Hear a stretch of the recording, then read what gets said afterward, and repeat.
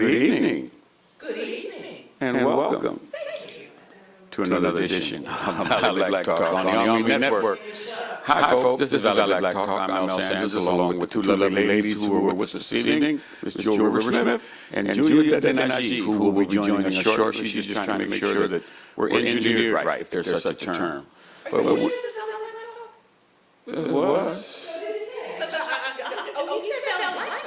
On the ONME Network. We're more sophisticated. Oh, okay, yeah. We somebody. Let me pop out my collar. But it is a pleasure to be back and to have an opportunity to share a couple of hours with you, maybe a little more, to talk about some things we missed and some things that are going on currently. Man, oh man, has this world been turning. And I've been trying to figure out how we put some brakes on it so that we can slow down and make the adjustment. Not working. Yeah, they're just going to be moving too fast. What day is it? It is Sunday, August 19th. Oh, am I making an echo over here? Sunday, August 20th. Yeah, the 20th. Yeah, because my phone bill's due today. Yeah, so I you say the 20th, I remember that. Yeah, I know it. Yeah, I'm going to get to that. By the time we close today, I'm going to be able to make sure that those... You need to know. What? Yes, I know. Take it out. No, mine's not set up like that. I cannot afford to give them that kind of privilege because I got too many bills and not enough money. So I have to pick and choose who's going to get paid. So All my really important ones. And heck, all of them. All I do is go in on the 5th and look and see what's mine. Oh, yeah. Oh, okay. But What's been going on? We haven't been here in a while. Man, let me tell you, the world has been quiet, don't you? Yeah, so quiet. It's so quiet you could hear a rat walking on cotton. Mm-hmm. Yeah. You can hear a Klansman scream. That's how quiet it is. Well, I saw one Klansman that just pulled his shirt off and said, "Hey, man, I was just playing. This ain't serious." Oh, yeah. Now I can join the conversation. Well, hello there, Miss Julia. Woo, the echo's off. The echo's off. Good. Wonderful. Yeah. Some people that are looking, well, some people, everybody who could be watching us at home or wherever they're watching us, will notice that there's like a rim around the screen. It's all professional and everything. And on this side, we have a chat-onate. You don't want to know what chat-onate means? Yes. You can chat and donate at the same time. Oh, is that what that is? Yeah, so when you click on it, you can just chat-onate with us, and on that screen, your chat is forever embedded. I'm always trying to be clever. I was thinking of something else. What were you thinking about? She is forever impressing us. Yeah. For real, though. Chat-onate. And so if those of you who see the nice little screen around us, they can't see it. I'll show you guys at the break. And then on this side, you'll see on the left-hand side, on the side of Jewel, there's a big chat box right there. Like right there? Yeah, like So right there. They can chat, they can Yeah. say things they can remark about things we're saying and whatever. They can. And Especially the folks who don't like to. Yeah. Especially the folks who don't like to talk, so they can just type it. Yeah, they can that's type right it on. in there. And all it is a link. Everything's automated. If you go to onmetv.com right now, you'll be able to, number one, watch the channel. Click on if you, hey, I want to be a part of this chat. I got something to say. We have a lot of things to talk about.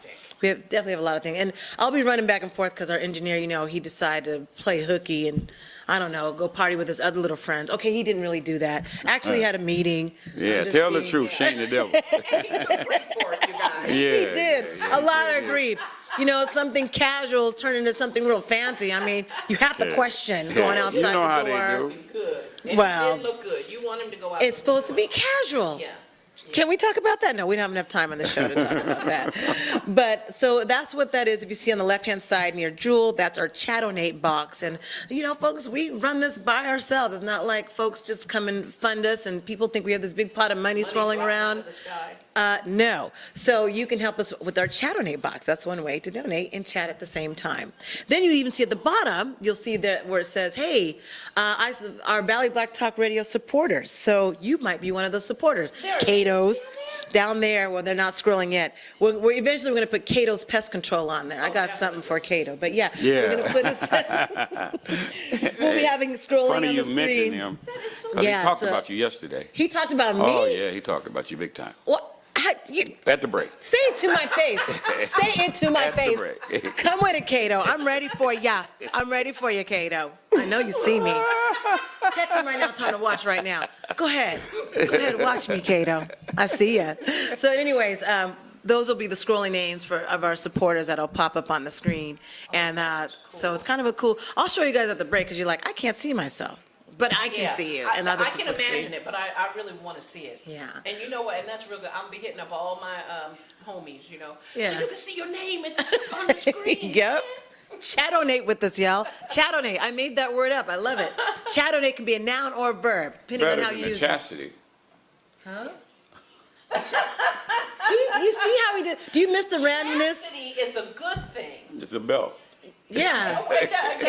And it's worn in a certain area. It's worn in a certain area of the body. Belt is Yeah, different from yeah. just being a chaste. Yeah. Oh, good Lord, help us. He's already started. He hasn't seen us in a while, huh? That's what that is. He's flipping out. Flipping out. So also you see at the top of our screen in the little box there, you'll see the number where you can call us. That will always be there. And the date. So you're like, what date is this we're watching this program? And you'll see that at the top, it's right above Jules' head, August 20th. Well, I almost said 1979. What year are we in? Time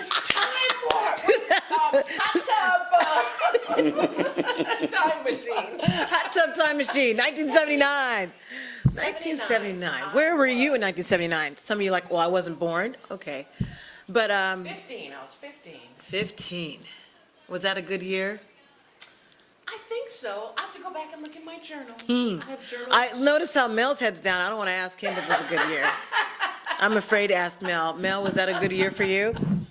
Was that good for you? What? No. What was that? How's that song go? Yeah, it was a very good You year. sang that. It was a very good When year. I was 17, it was a very good He never talks about 15 though in that song, does he? No, Ooh, he starts at 17. there's a reason he starts at 17 and not at 15. Yeah, because 15 is illegal. What? It's in a lot of places too, so be careful. Be careful, be careful. And I want to ask you guys what you've been up to this summertime. It's gone by so fast that it's almost over. Yeah. And so now we're in the fall. But we're still feeling the heat, by the way. Living in Fresno, we're always going to feel the heat. But who wants to go first? That guy? That guy. He's probably been fishing. Have you been fishing? Beast before beauty, huh? Is that what you're saying? No, I'm gonna think up something clever. Yeah. Oh, you're going to make something up. Okay. I feel like I just had a... Oh, yeah. Yeah? Yeah. Yeah? Bittersweet chocolate before the milk. What? Bitter. Bitter. Sweet. Yeah, Wait, bitter? Sweet. Like, I have to That's break the this dark down. I'm trying to figure this out. That's Bittersweet. good for you. You know, Chocolate is just Okay. candy. but when it goes in your mouth, it's so bitter. People are like, I don't like this. But it's so good for Well, you. it's bittersweet. Okay, well, all right. So you don't want to talk about your bittersweet moments just yet. And Mel doesn't want to talk about his bittersweet moments, if he had any. I just, he always makes the ladies go first.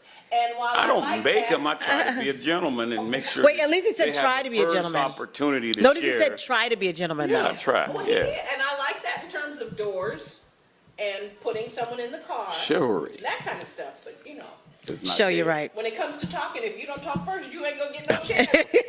Yeah. I've learned that over the years. He takes Yeah. naps in between. You Yeah, notice that? That's what's so My funny. He's sugar taking drop. naps.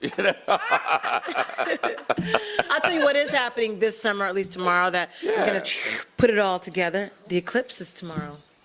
Is that something? Mm-hmm. Have you been listening to all the? Chatter. Yeah, there's been some interesting stuff said. Which part? I was listening to that other show last night.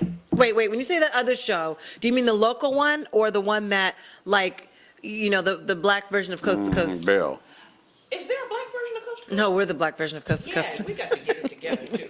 Yeah, Yeah, we gotta I'm talk Coast about to that. Coast, but I wasn't gonna name it because I don't want people to be focusing on that when we hopefully Oh, yeah, eventually have right. our thing. Yeah. But yeah, that's the one. I was Okay. listening to that one. And Wait, which one were you listening to? The one on the 12th or the one on the 19th? Or no, the one on the 12th or the one on the 16th? Because those are the two that talked about the eclipse. this one wasn't about the eclipse per se. Okay. It was about Synchronicity. I'll turn that down, because you guys are all you're hearing yourself. No, I wouldn't pay Really? no But it's attention. not bugging me. It's No. not. I didn't Okay. know if that was somebody else. That's us. Yeah, I Just didn't making even sure it's think of that. live. Yeah, yeah. Say, be quiet. No. She's telling herself to be quiet. Watch, she's going to hear herself in a minute after the delay. All right, go ahead. It was about synchronicity or coincidences, which I don't believe in. And so they remarked a number of times about coincidences with the full eclipse. Okay. And how, and you know what, I didn't really get the whole thing, so I probably shouldn't say, but like the last full one that was on, it was on the other side of the United States, and it happened on exactly the same day, but it was like, it was August 21, but 1890 something, but it happened on exactly the same day.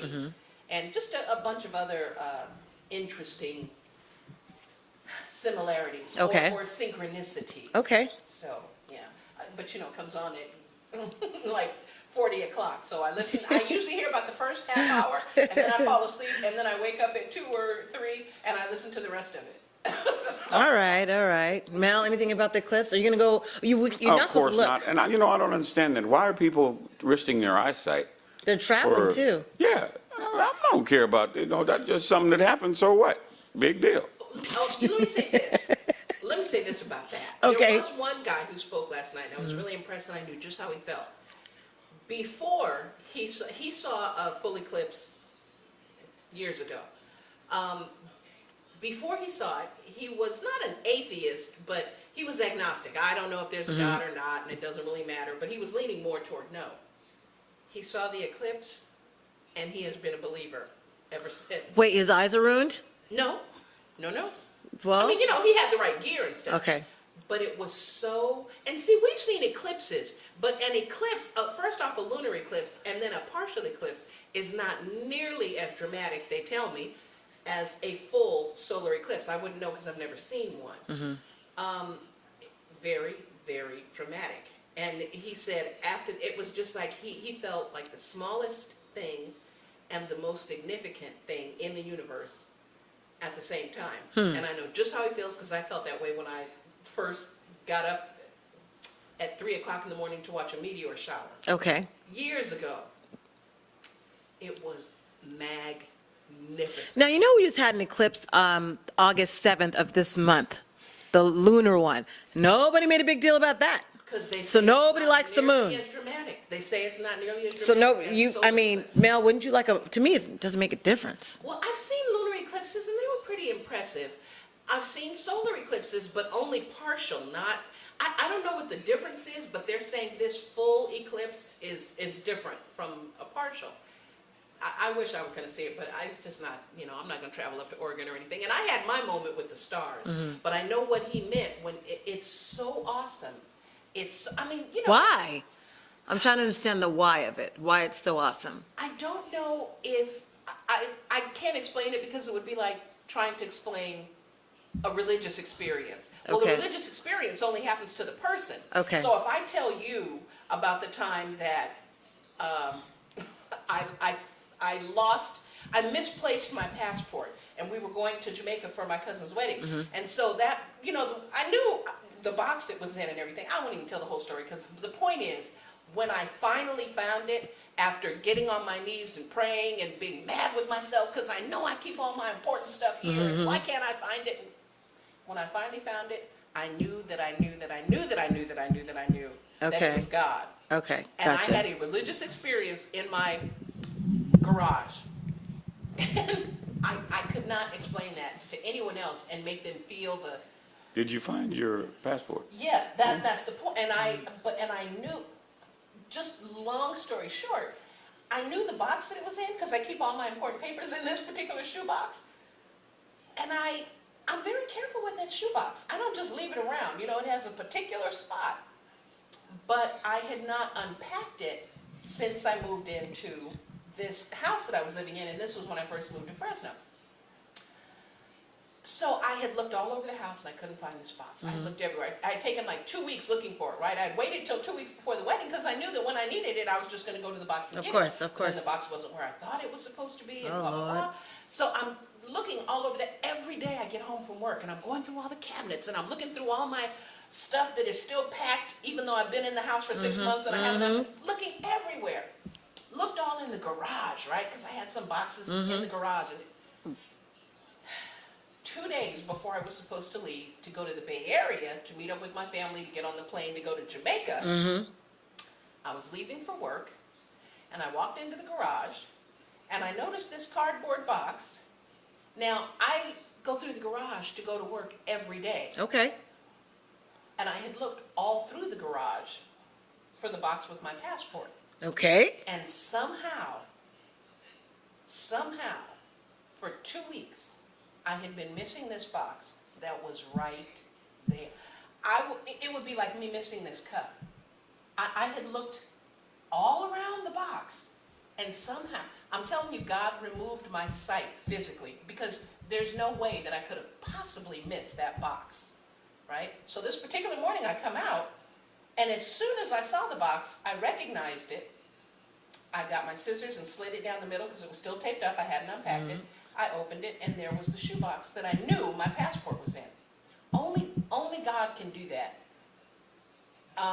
For me, there was no, I used to go to my cousin's church sometimes, so I spent the night over there.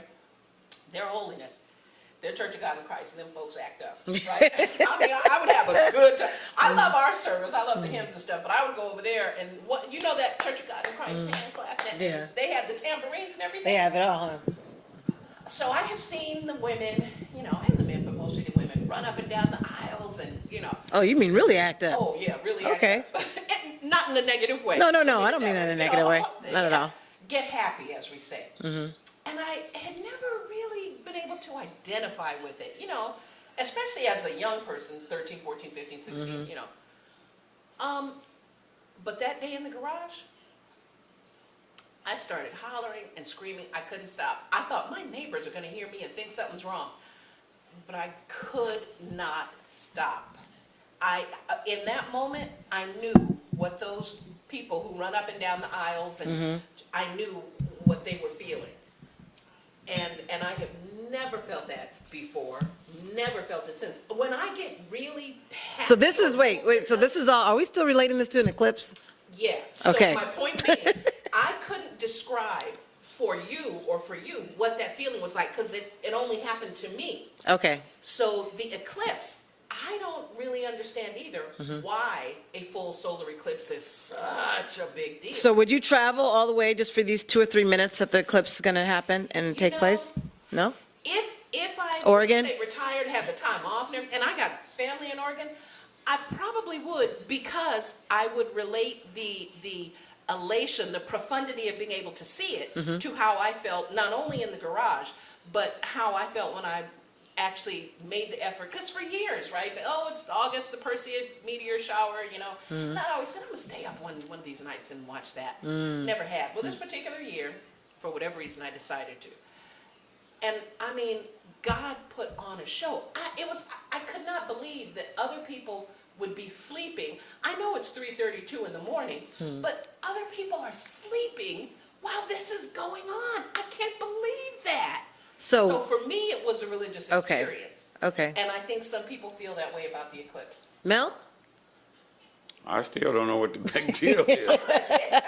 Well, this is what we know. There's traffic jams everywhere between Oregon and then there's, several places that you'd be able to see it well. Tennessee. Now, Tennessee, where else? Colorado. They had the path that it was going to travel across the United States. It's about in the center of the United States, starting from like Oregon and heading all the way across to, I forget where it was going to end up at, but Carolina or someplace. But the viewing is not going to be the same everywhere. Right. Yeah, so we're supposed to have a nice fire haze, from all the smoke, from all the fires we've had. So we'll see how that goes, But the 2 or 3 minutes that you'll get to see it. Now, I was always one of those ornery kids when they always said not to look at the eclipse. I still looked. Ooh. So, Can you see me now? yeah. Yeah, I can. That's why Mel probably said, what happened to your eyes? Are they light brown now? Whatever he was saying earlier.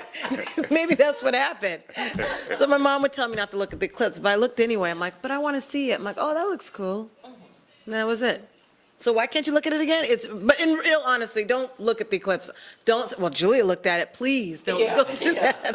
It's a prolonged look, as I understand okay. it, that causes And the I think the blindness. point at which you see it. What if they just don't want us to look at the eclipse because there's something else going on? What if they're trying to deter us from a reality? Maybe we see a reality of something. no. Maybe we're in the Matrix, Donald and they Trump's don't want us to look at the eclipse because, oh no, we don't want you to find out what's going on, so we're going to tell you it's dangerous. Well, you know what? See, I think it's conspiracy too. but I knew it. Well, no, It's no, conspiracy. I think they want us to Everybody, look. go look at the eclipse. I keep hearing everywhere, be sure you get your glasses. I ain't. On Amazon, you can order your glasses. I'm gonna look at the eclipse. So you can order your glasses. I think if there's any conspiracy, it's to sell the glasses. Because Amazon, you know that they sold some messed up, yeah. Now, didn't you and I learn in like 4th grade how to make, I learned how to make Unscrew the top a little glasses bit. so we could watch. the Thank solar you. eclipse You when I can was make in your my own 20s. glasses, yes. So there's a conspiracy, it's to sell you glasses so you can make yourself. Look, if you can make a homemade pipe out of a toilet,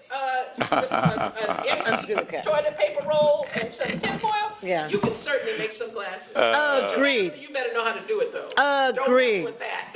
I'm saying it's a whole conspiracy. I'm not sure about this whole glass thing. Who's making the money on that? Yeah. Is there an eclipse glass manufacturer that we should know about? Okay, so I'm just saying. I'm sure there's more than one.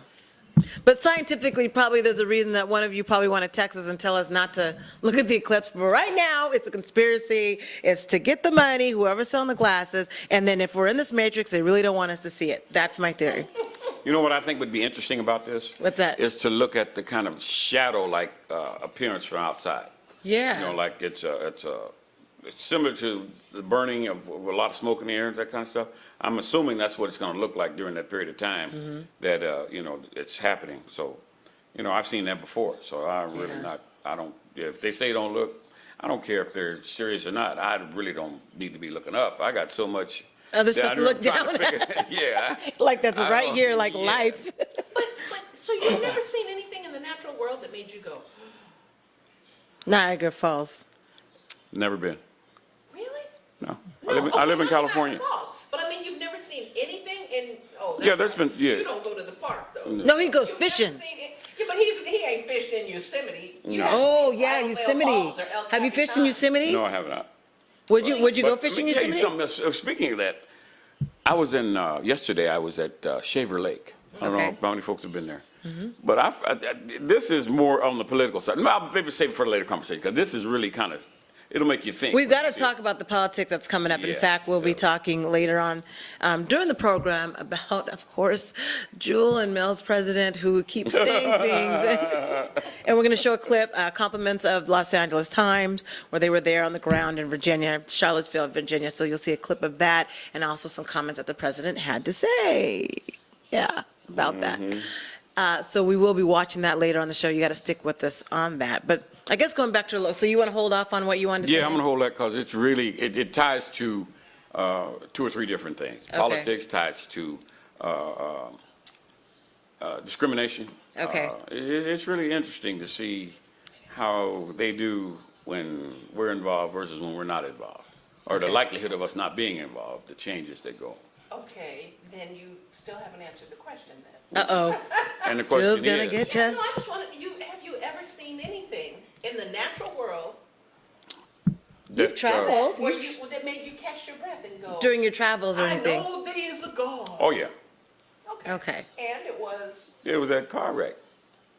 Oh, I think she's talking about something a little bit more. you've never seen That's an personal. amazing Is it? movie? I don't. Yeah, He's let's right. get any more amazing. You know, than he's that. right. When you see your But I hear your what you're life, saying. Nature. I know what you're not saying. obsessed with nature? Yeah, But that's I a mean, part you of know, nature. Technically, that's a, See, You see, if you've seen one, you see. and that's yeah, what I yeah. was trying, so that's how, look. So okay. Yeah, It's, everybody doesn't get off on that, but I'm just saying, like, I've seen the redwood trees and Crater Lake. I've never seen. I really want to see Niagara Falls before I die. That's like high up on my bucket list. Well, even It's along those amazing. lines, though, when you see buildings that have been constructed, you're walking San Francisco and you look up and you see them, man, and they're just, I mean, you almost have to, But that's man. yeah, but look at the amazement of what they did. They were able to accomplish. Man, that is. There is not a building in San Francisco more amazing than Crater Lake, the deepest Right. lake in northern, or Stone Mountain.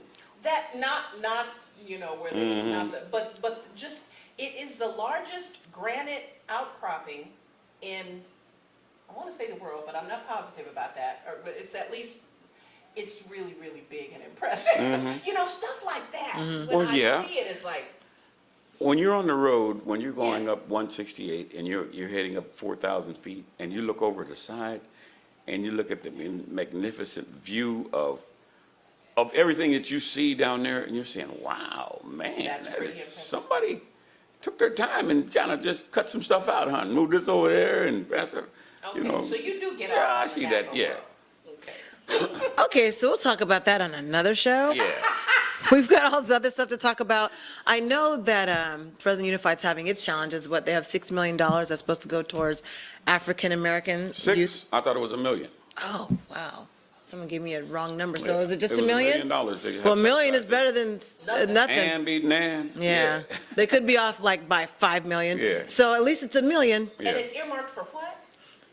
Reaching out to the African American student So it's to only $1 million. do something that to help turn their lives around. Folks, to strictly focus on African American kids. We're not talking about mixing them together or giving them a We're piece not of their talking dinner. about African American and Hispanic. No. or This any is strictly, low-achieving group which or ain't no money, strictly but you know African-American. that's what the plan is. Well, it's really kinda undersell. Uh-oh. Jill, what's that? What's that really mean? I think they'll hire a bunch of white administrators to try to figure out how to reach black kids, and none of them don't know no black kids. If they don't have enough African-Americans that are vying for that Well, position or they're in the available, process of right? finding a I don't know that it'll superintendent now. matter. Let me tell you,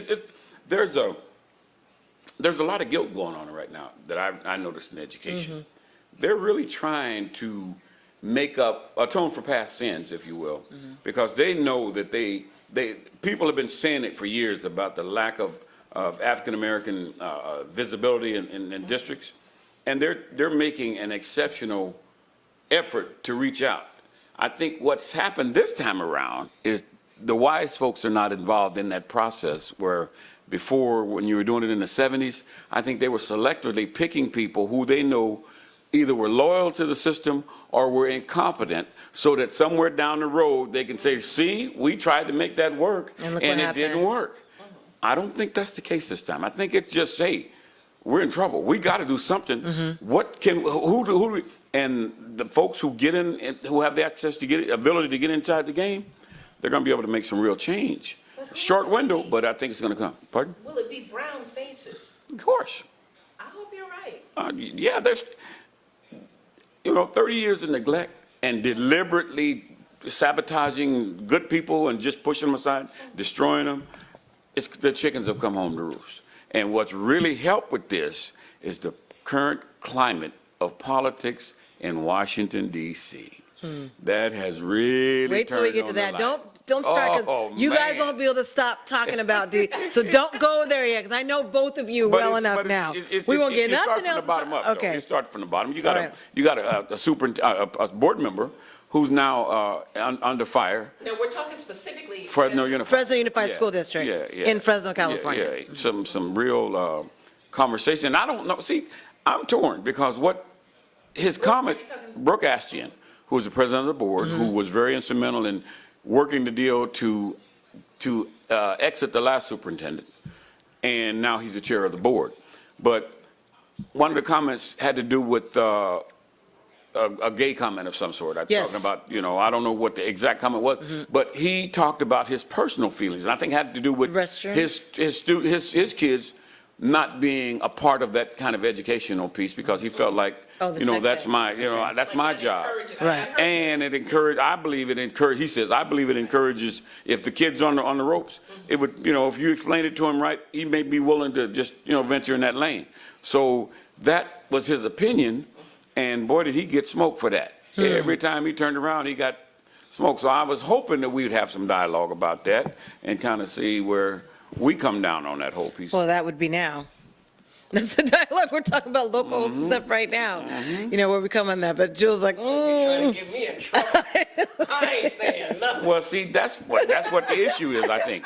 Yeah, That no one will say People are anything? entitled to their opinion. You know, they don't have to agree with whatever the norm is for society. I mean, you know, that's religions are based like that. You know, everybody have that same book, but they believe differently. Of course. So, and yet they're still able to get along and, you know, do some things, but and a person's personal beliefs don't necessarily, I mean, in a lot of cases, yes, but don't necessarily come into play when deciding things as part of a board for a larger group of people. In other words, he might feel that way personally, but that doesn't mean that he's going to necessarily vote against that kind of instruction. or not enforce the law. Or not enforce, Yeah, exactly. yeah, If it's yeah. the law, it's the Yeah, law. yeah, So, so- yeah, people, you know, I often think that we have these movements, civil rights included, and we get very diluted. We make it the opposing view so ugly, and in many cases it is, right? Blacks are inferior, or you know, gays are pedophiles, or whatever. We make the other side look so bad that, and then we think, oh, well, now everybody agrees and we all get along. No, it's just that the other side has now been so vilified that they're afraid to speak their personal opinion. Now, you know, I wouldn't be happy that there are people going around saying blacks are inferior. But if you want to wear a white sheet and a hood in your backyard, that's fine. As long as you don't, that doesn't come in when either you need to not be the person deciding about my home loan, or you need to be able to decide about it without, you know, employing your personal views. Or you need to be willing to say it on Crenshaw and Yeah. Crenshaw and Ice Cube. yeah, Where Hawthorne or whatever it is. Crenshaw and Ice Cube Century, Avenue yeah, cross. yeah. So if you can say it there, then I feel like you must be convicted that you're You speaking must from your really feel that. yeah, yeah. But the thing is, we make opinions so unpopular that then people are afraid to speak them, and we assume that means total agreement among everybody, and it doesn't. Silence it just is means I'm consent. too scared to say I'm not comfortable with unisex bathrooms. I am not comfortable with unisex bathrooms. Well, I think that was Brooke Ashton's position that, you know, hey, let's do what we've always done in terms of the sexuality things, you know, those bathrooms and those, whatever your gender is or you were born with, that's where you go to take care of your business. Yeah, and I don't even feel that way. I don't feel that way, just to be clear. I say, You go wherever you be strong as that. You think you're strong enough to go in there? Go on in there. go where you look. If you are a young lady who if you are a woman, a female who feels more male, so you wrap your breast, you appear as a male, then fine, use the male bathroom. Who's gonna stop you, right? You look like a guy. Is anybody looking at you close enough to see if you, right? If you're a male who identifies as female, and you look like a female, who's gonna stop you? Nobody's going to be at the bathroom door checking your birth certificate. Here's the problem I have with this whole thing.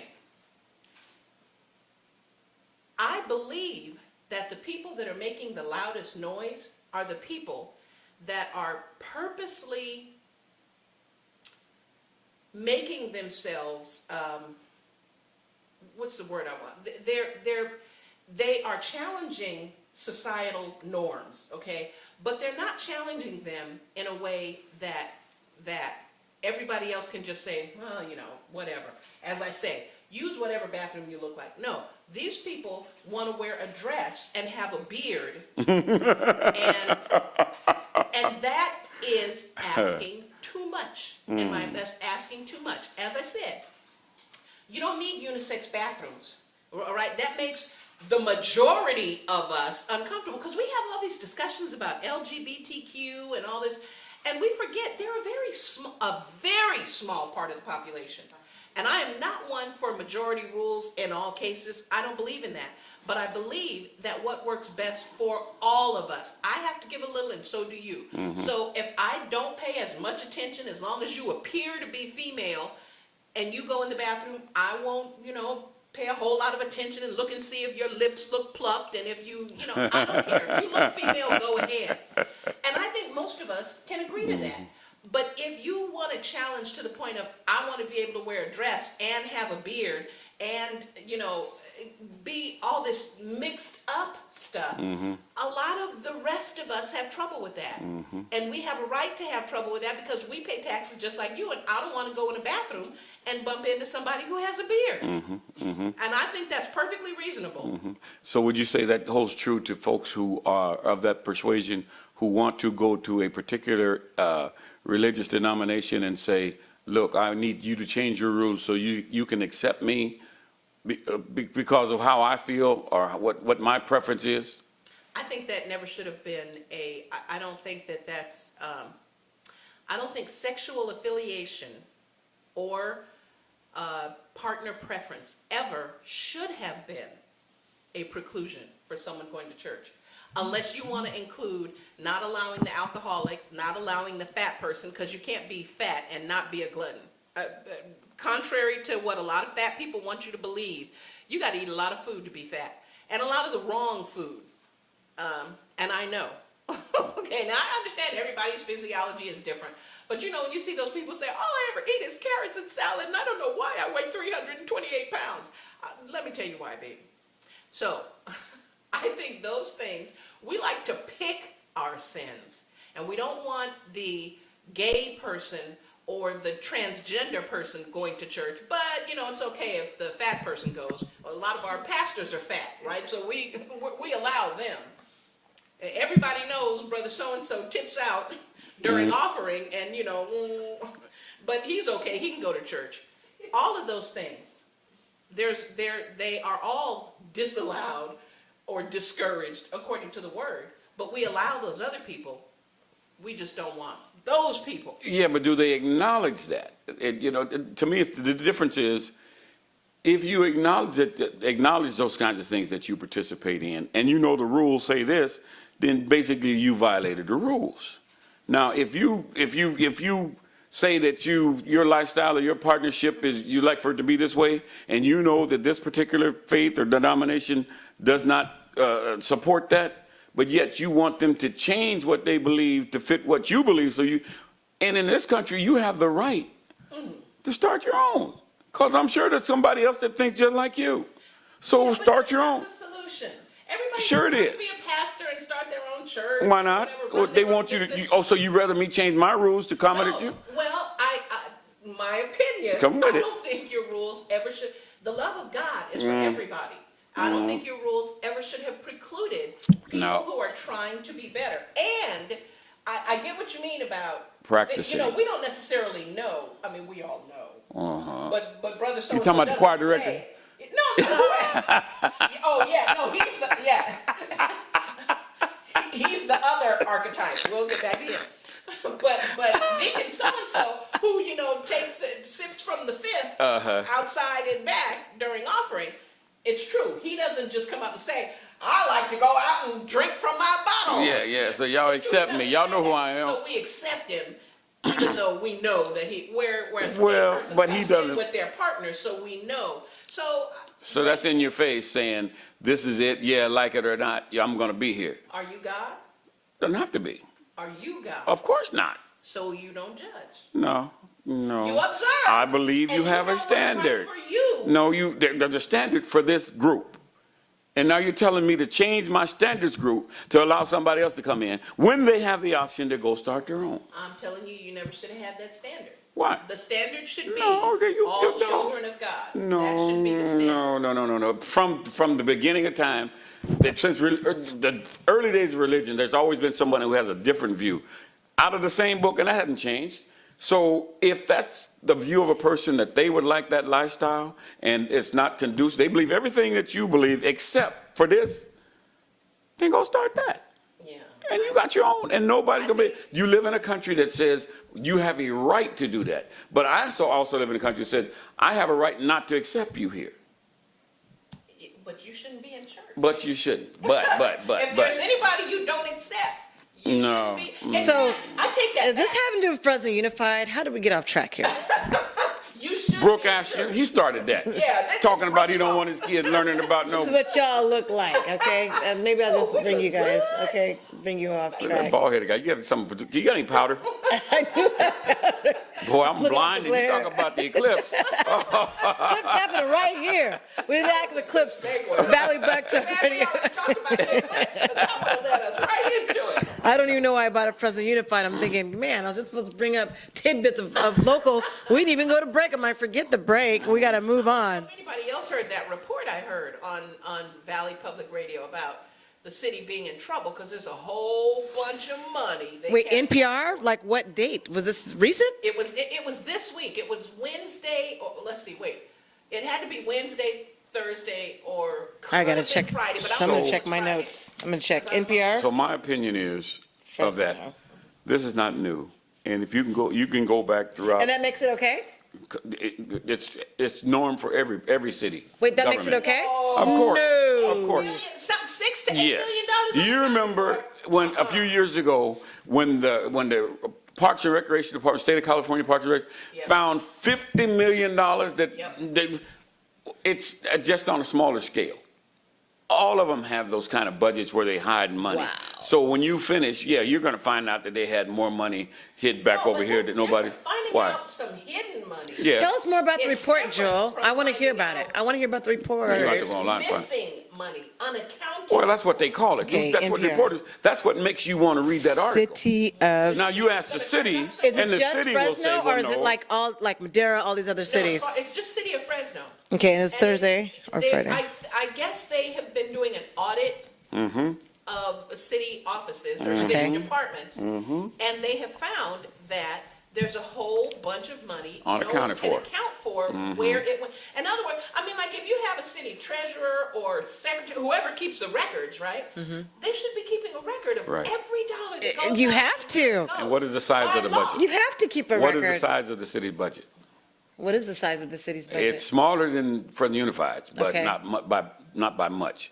And to lose $6 million, And this I is say over a is period. not. So you're saying that's chump change? Yeah, and it happens in every governmental entity that Well, has a then why is budget. it on NPR News if it's not a big deal? Because it's good conversation, it's good Well, reason to we go should after have a somebody and conversation fire about them. it. My question is, why does it get lost? You have a city treasurer. It's that person's That's the job plan. to make sure that they're keeping. Now, look, you might be Parks and Rec, and I dole you out $4 million. Right.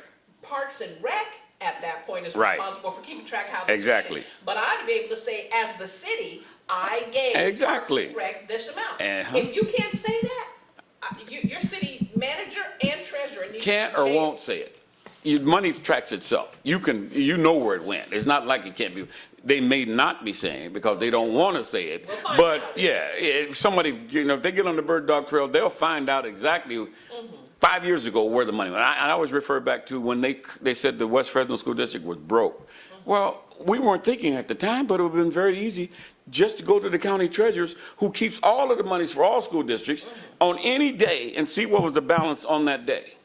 Yeah, that would have Duh. been easy. I don't know why you guys didn't do that, duh. We finally did it. The day before we went to testify, we did that. We got a report, and when I went to testify, I got everybody a copy of that. You should have seen the looks on those folks' face.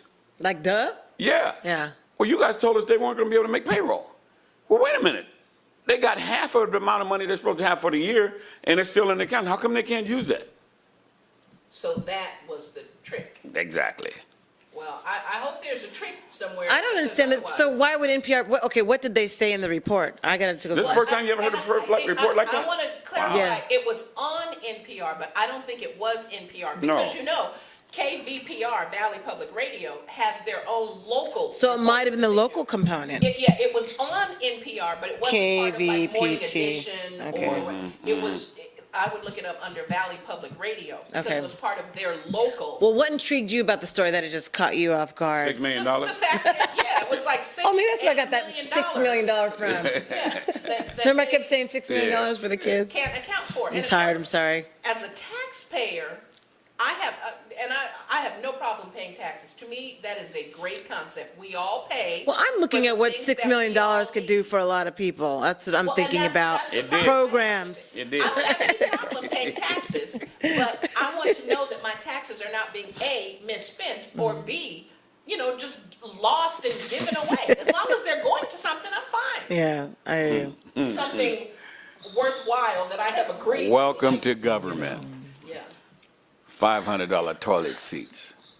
Are they really, who's $500 toilet seats? That was one of the claims that was made several years ago about I remember hearing how that. the military spends $40 money. Yeah, that kind of stuff. I remember hearing Yeah, about that. so, and it's true across the board. I say that's how it is in government, because it's not their money. Mm-hmm. They will prolong a lawsuit when they know they should have settled, Mm-hmm. because they can spend taxpayer monies to fight, to wear the other people out. Mm. So they just say, okay, we're going to carry this out for another 2 years. By then, we'll award them. Say they got 40 million. No, we're going to just knock it on down. So we'll give them 19. But we're going to fight till it gets to 19, and we know they're going to take us their Using time. our tax dollars. Yeah. But what gets me is, like I look at stuff around campus. I gotta slow down and really be careful, because Okay. I always, when I get to work the Want a next day, truth I'm tell? waiting Let for work. the- See if somebody saw it. I'm waiting for that one phone call. Yeah. Okay, remind me about that phone call. Remind me about that at the break if we ever take one. Oh, well, should I stop? No, just keep going. Good point. Okay. We're just gonna go to the, While I'm an employee, yes, the other half of my head is always taxpayer. it is. And I'm thinking, we're paying what for what? We're paying how much for that? As a taxpayer, I always have both hats on. And there's a whole bunch of stuff I can't do anything about. I'm one person, and I'm, know a lot of stuff I shouldn't know. So, so I can't necessarily say That's the anything. ticket, folks. Yeah. But I would think that other people in government, But there's a reason for that. I get, if you want to spend, $6,000 on your Christmas office party, I guess you take off your taxpayer hat and say, let's spend it. But as a taxpayer, I'd be like, no, wait a minute, I'm having Christmas with my family. I don't see why we need to spend $6,000 on an office Christmas party when I sat on a board for years that had oversight of that. And when I first got there, I was a lot like you in terms of saying, why are they spending this much money for this when I know they could have done it for this amount? But as I observed, and nobody told me, I just had to watch, people want personal ownership of whatever they do. And when they do that, they spend more, and they feel better about it when they do it. So therefore, the system looks the other way and says, okay, if you're going to make us successful, and we know you're going to spend another $200,000 to make it happen because you want to do this, oh, we got it. Now, we'll pull it back when the budget gets tight, and we'll say, okay, we don't have that luxury anymore. But that's one of the reasons why they do it. Well, okay, wait, I'm not with you. I don't know what you mean. Give me a solid example. Like somebody wants to put in a stop sign at the corner. So where that they can get the contractor out there, dig up the cement, put the stop sign in, and spend $1,000. Somehow they wind up spending $8,000. How is that? Because they'll tell you that we have to have the engineering department go out and take a survey, and then we have to send this to the state to get them to sign off on it, and a whole bunch of other things that are not necessary in our view, because at the end of the day, the stop sign is the stop sign. And they look the same, they do the same thing. So, but that's in government, that's where the waste comes in at, because they take away the common sense aspect of it. And what they could have done in 2 weeks now Yeah. takes 2 months. Or but longer. They get to work on that project the whole time and keep touting about how, Oh. see, that's the Jewel stop sign. Yeah. I'm working on that right now. Yeah, I got yeah, people yeah. coming out to take a Yeah. look and, do the environmental check and. And the system, I know the system about that kind of a system, governmental system. Private sector people cannot work inside that system well, because everybody who's been there for a while has adopted that attitude of, even though we can get it done in 2 days, we're going to take 2 weeks, 2 months to get it done, because that's just the way we do things around here. We're not trying to save any money for the district, because if we do, look what's going to happen. They're just going to give it to the administrators, so we're going to figure out how to spend it on this end. Okay. So, So true. Okay. The allotment is, we want to spend every dime. Of course. So next year they allowed us that Plus, 20% more. exactly. Okay. That's And the it name of the doesn't game. matter if we really have anything worthwhile to spend it on. Yeah. People use Caltrans- so much more involved in their government. Caltrans And had this a would be why. whole fleet of vehicles, brand new, that they'd never use because they had it in their budget and they had to spend it. And so the cars they were driving had another 2-3 years to go. But you look in the stockyard and they got all these new vehicles in there they haven't even used yet. Yeah. Wow. Because they had to get it out of the budget. And people who sit, Democrats, hate to say this, who sit on the legislative committees, right supposedly have oversight. No, I got a pet project I need to move, so I'm not going to rock the boat too much because I want them not to focus on this stupid game I'm getting ready to play over here, so I can use the same theory that they used over there. So, But I would think that conservatives and Republicans would want to send money back to the Of state. course. So why doesn't, so why? because There are in more California, government- the disadvantage to them in California, Fresno. at the state legislature, there's 2/3 of both houses are Democrats. You know what it But takes to I mean, move? on the local level. Same thing. Here in Fresno, we have more conservatives in office than we have Democrats, right? Or I should say more Republicans. Okay. In positions of power, right? Okay, where? Give me an example. Like, well, see, I'm saying this, okay, and I want to be very clear, because with certain offices, as you have pointed out, it's not even about whether a person is conservative. Or Yeah, whether a they're person is nonpartisan, Republican or yeah. Democrat. They're supposedly nonpartisan. Right. But then the way they behave in office lets us know which Where they side really are, yeah. their bread is buttered on. For one thing, the previous superintendent and that board, right? Fresno Unified. Fresno Unified. Okay. And for that matter, the state center board previous to 3 years ago, let's say 4 years the- ago? Yeah, the 2 or 3 newest board members. Okay. Okay, the ones that were there before for 25 and 30 years. Mm-hmm. More conservative than liberal. This, the present board, you mean? No. The previous The board? previous board. Really? More conservative, yes, Okay. definitely. And I would say the previous, they're not chancellor, Okay. Crow and Stewart, Mm-hmm. when he was standing in. I didn't see them sending any money back. No, you don't send it back. So I'm saying even the conservatives, they do the same thing. They, they're the ones always howling about taxes, are such a problem. Yeah. I don't want to pay any more taxes. Government does such a terrible job. We should get rid of government altogether Yeah. anyway. But I don't see them taking, doing jobs the most expedient way and sending money back. But usually those folks are not the most literate at their positions. In other words, they may be educated, but not There she in goes. that She's calling manner. the right line. First she called my phone. Oh. This would be Paula Massey. Oh. Yeah, hold on. Let me get her on the air. Hello there, caller. You're on the air with Valley Black Talk Radio. Oh, did she hang up? Come back. She was Well, there? Anyway. Okay, yeah. she'll call back. I needed to finish my thought, I guess. Okay. That's what the problem was. Sorry. So Finish your thought. You have board members who are not astute at what their oversight responsibilities are. So they tend to lean toward whatever the administration brings to them, and they follow that. That's one of the reasons why they do it, whether they're, and most of the time you'll find that with local people, because they're not, there's no real requirement to be on any of the local positions other than being, getting more votes than somebody else. But that's basically what. Do you think it's also just a function of government, just something that happens whether you're, regardless of your party affiliation? For the you most get in part. government and money gets thrown at you? If you have no conscience, or you have very little conscience when you get there, they know how to make sure that you have none by the time you get ready. I wonder if she calls maybe again, we have just a hit lot that of button. consciousness, Mm-hmm.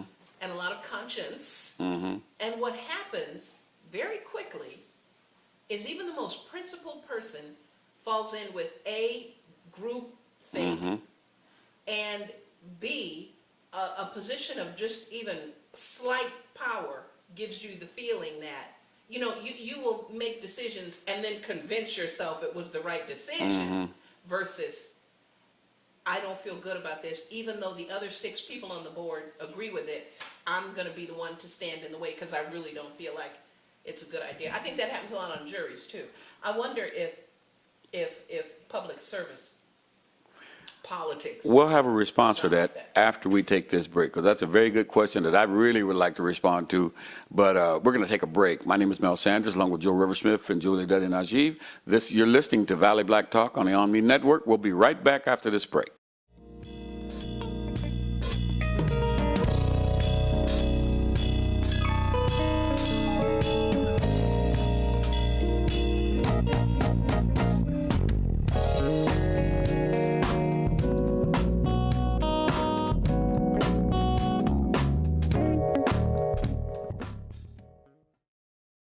Trash Day in Fresno.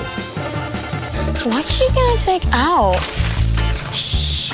This is a stakeout. It looks like teddy bears. Or a bag full of marshmallows. Big ones. It's clothes. She's trying to recycle clothes. Ow, stop her. Save the world. Save Fresno. Clothes go in the gray. There's no other way. For a full list of recycling offenders, visit keepfresnoclean.com. The job market is getting much more competitive. How are you going to stand out? A degree from Trident University could be your first step toward a fulfilling career in business, health sciences, education, or information technology. Trident University is not like other online universities. At Trident, we work with you to accomplish more than you thought possible. New sessions start every month, so you can fit school into your busy life at an average cost less than many state colleges. Plus, take advantage of no textbook fees. Take that next step. Trident's unique online learning approach is designed to help Trident graduates stand out and be prepared for the workplace. Trident University's affordable degree programs in business, health sciences, education, and information systems may just be what you need to take the next step toward a fulfilling career. Your time is now. Earn your first 4 credits in only 8 weeks. Become Trident Strong and stand out from all the rest. Don't wait another day. Scholarships and grants are available, so call Trident University today to see if you qualify. This is important news from the Diabetic Supply Line. If you, a friend, or a family member has diabetes and you have lost your supplier, or if you need a supplier for your diabetic supplies, you may qualify to get your diabetic testing supplies now with little or no out-of-pocket cost, regardless of your age. To be potentially eligible, you only need Medicare or private insurance. Call the Diabetic Supply Line right now for details. It's a free call that just takes a couple of minutes. Our friendly agents are waiting 24/7 with free, no-obligation information. We handle all the insurance paperwork and make sure your supplies are delivered directly to your door for free. And if you call right now, we'll send you a free pedometer as your special bonus. Regardless of your age, if you or a loved one needs diabetic supplies and you have Medicare or private insurance, call us now. Call the Diabetic Supply Line now. Operators are standing by to take your call. Call now. Probability states that you or someone you know has an addiction problem. This includes, but is not limited to, drugs and alcohol. Addiction is a disease and isn't something you should fight alone. So it's up to you to get the help you deserve and live the life you were meant for, not the life that's dictated on when you can get your next fix. Make the right call and choose your path forward today. We can help with prevention, intervention, facility placement, and entering treatment. When it comes to treatment, the problem isn't needing treatment, it's finding the best place to get it. And if you call the number at the bottom of your screen, we'll find that perfect place for you. It all starts with a single phone call. The call is confidential and the consultation is completely free. We'll help you one step at a time. Call 800-355-9221. That's 800-355-9221. Make the right choice and choose your path forward now. So, you've decided to go to college. That's cool. So, pop quiz. Which is a better way to earn your degree? Commute to college and fill your gas tank, get stuck in traffic, drive in bad weather, try to find a parking space, walk a half mile to class, or learn online at Independence University. In the park on a bench, on the beach on a towel, or on your couch with your kid. Your campus is wherever you want it to be. You don't go to college. College goes to you. That's independence. That's Independence University. You schedule classes around your schedule, and all your supplies, including a brand new laptop and tablet, are included with tuition. At Independence U, you'll learn from professional instructors with real work experience. You'll get personal support in school and employment assistance when you graduate. Get your degree, but keep your life. That's independence. That's Independence University. So if you're really smart, you'd call now. Call 1-800-880-8914. Independence U for an independent you. Call 1-800-880-8914.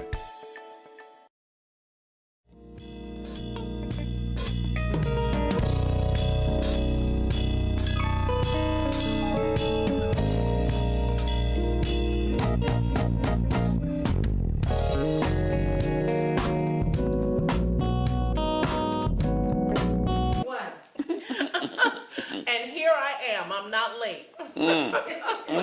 Welcome to another scintillating edition of Valley Black Talk. I am Jewel River Smith, and to my side, Mr. Mel Sanders, and over here, Miss Julia Dudley Najib, the wondrous one we call her. It is Sunday. That's one of her names. What is the date? Luckily, we have It the is date the up here, 20th. so we don't have to remember it. The date's on the top. Because my phone bill's due today. Oh, we know it's the 20th. And if any of you, I'm opening a GoFundMe account. Any of you would like to pay my phone Oh, bill? can I join you? Yeah, we do for all of us. We want to. Y'all know y'all like In us. fact, you can just donate the dollar right now in our chatonate. There you go. We know it's the 20th because the eclipse That way is we. tomorrow. Oh, is that what you were talking about? Oh, yeah, well. You can pay all of our phone Yeah, bills. okay, Equipment anyway. bill, phone bill, PG&E, yes. So anyways, I want to play a brief clip. This is going to be Dr. Joseph Jones. And what I liked about what he had to say is he's like, okay, don't just say, oh, I'm going to help. And, I just reach out to me. I want to make sure we connect and we can do some partnerships. He said, don't just say that and expect me not to call you out on your words. So I like that, what he had to say. His wife is a powerhouse. He let his wife speak first. Okay, so she spoke before he did, but she Is he a speaks. preacher? Yes. That's what I thought. Okay, and so, but we're going to see. You can only tell, or as time will tell, we shall see. But he was very vocal about it. So he is the new president for Fresno Pacific University. So I'm about to press play. You can turn it up now. I think you guys already heard it though. Here we go. In about 6 months. I hold people to their word. And so I'm at a point, a time in my life that I don't have a lot of time for rhetoric. You say, I work with people who want to make a difference. I know that I can't do things by myself. One thing that I've learned over the years is that partnerships, collaboration makes the difference, makes change. One of the things that we've been talking about, and I've been putting out, gathering together about our interdependence on each other. So many of us, we have to work so hard trying to be successful in our own way. We're so proud of our own success and what we can actually do. We get very myopic about our success and our failure. And when we get so myopic, when all the kind of mountains and the troubles and the difficulties and all the problems that we see all around us, when we get frustrated and when we don't accomplish those things, because quite often we're out there all by ourselves. We're just seeing one part of it. But I'm of the belief, and I believe this is something that God has done in all of us, that He's given us all gifts and He's given us all experiences. He's given us a different insights. And if we would actually put down our guard and stop being so independent and stop being so territorial, that our success, and realize that our success is based on our interdependence, our interdependence. And so if we look in terms of schools, I've heard you all say, "What? Give me a call. You know, we need to collaborate." You shouldn't have said that. We'll do it. You shouldn't have said that. I'm going to make sure that we have a list of all the people who are here. I'm serious. If we want to actually see change, for you all to be here, there is hope. There is hope in this city. There's hope in this region for you all to be here. And we are so excited. You know, we're used to actually going to cities. I've only served in, as I previously mentioned, only served in cities, universities that were in cities. And I'm used to actually going and trying to build a relationship with a minister or alliance, and then trying to get the mayor and the city council, and then working together, and then trying to, after frustration, trying to find a critical mass of people who we could actually work some issue. We've worked in healthcare, we've worked in school districts, we worked in community development, we worked in economic development. I mean, all across the thing, the board, when we were talking about things that are important to cities. We've done business development and incubators, and even training our kids in terms of entrepreneurship and so forth. Kids to college. I mean, it just goes on and on and on, the type of things that we've done from university to university. But the success.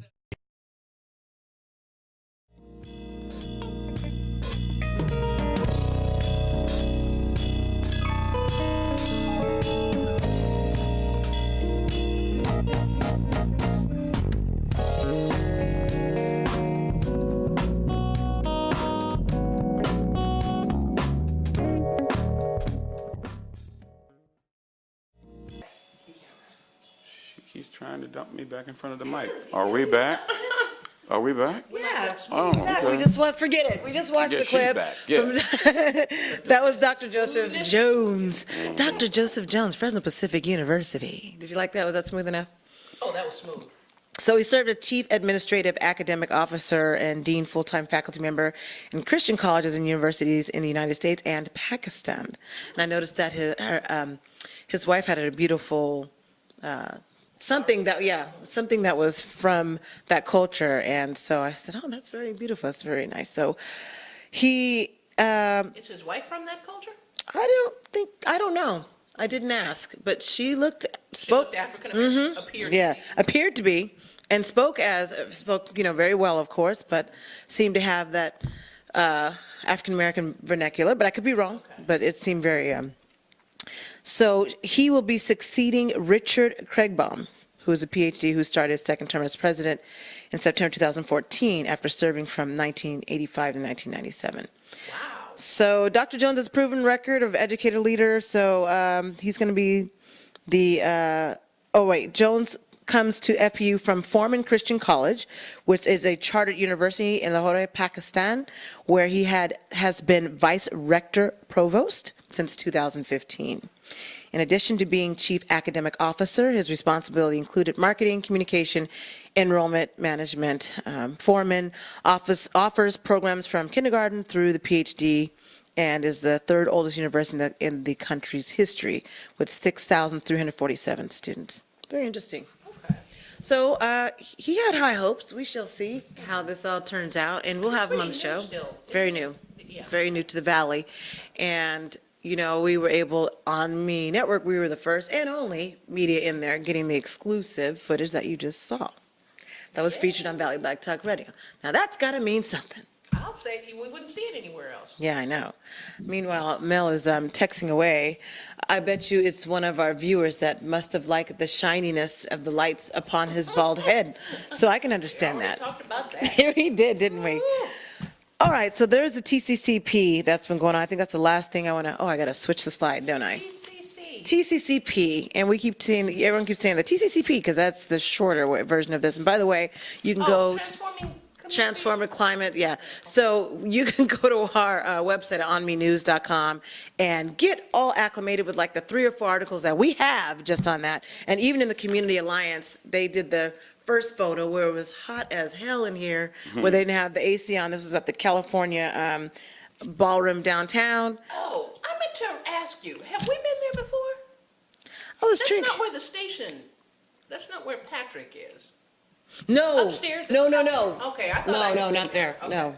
But it was so hot there, it was just hard to focus, and that was the first one they had. So the Community Alliance headline, and this was one of their the August paper that said, the 70 million that might end Fresno's Tale of Two Cities. Well, I'm telling you, the people didn't feel that way, that it was going to end the Tale of Two Cities. And the reason being is because they felt that it's just a formality, that CGC, which is the Strategic Growth Council, is coming to Fresno and explaining to them the process to make them a part of the process. But and the people that were there, their complaint about that is, well, you guys have been doing this since last year and you're just not telling us about it. Now we got the short window of time to get all this stuff in, like August 24th is the deadline to get a proposal in, even the idea of a proposal. And who can do that? except And for come up with a organizations that are already, right, like the school established. district or something like that.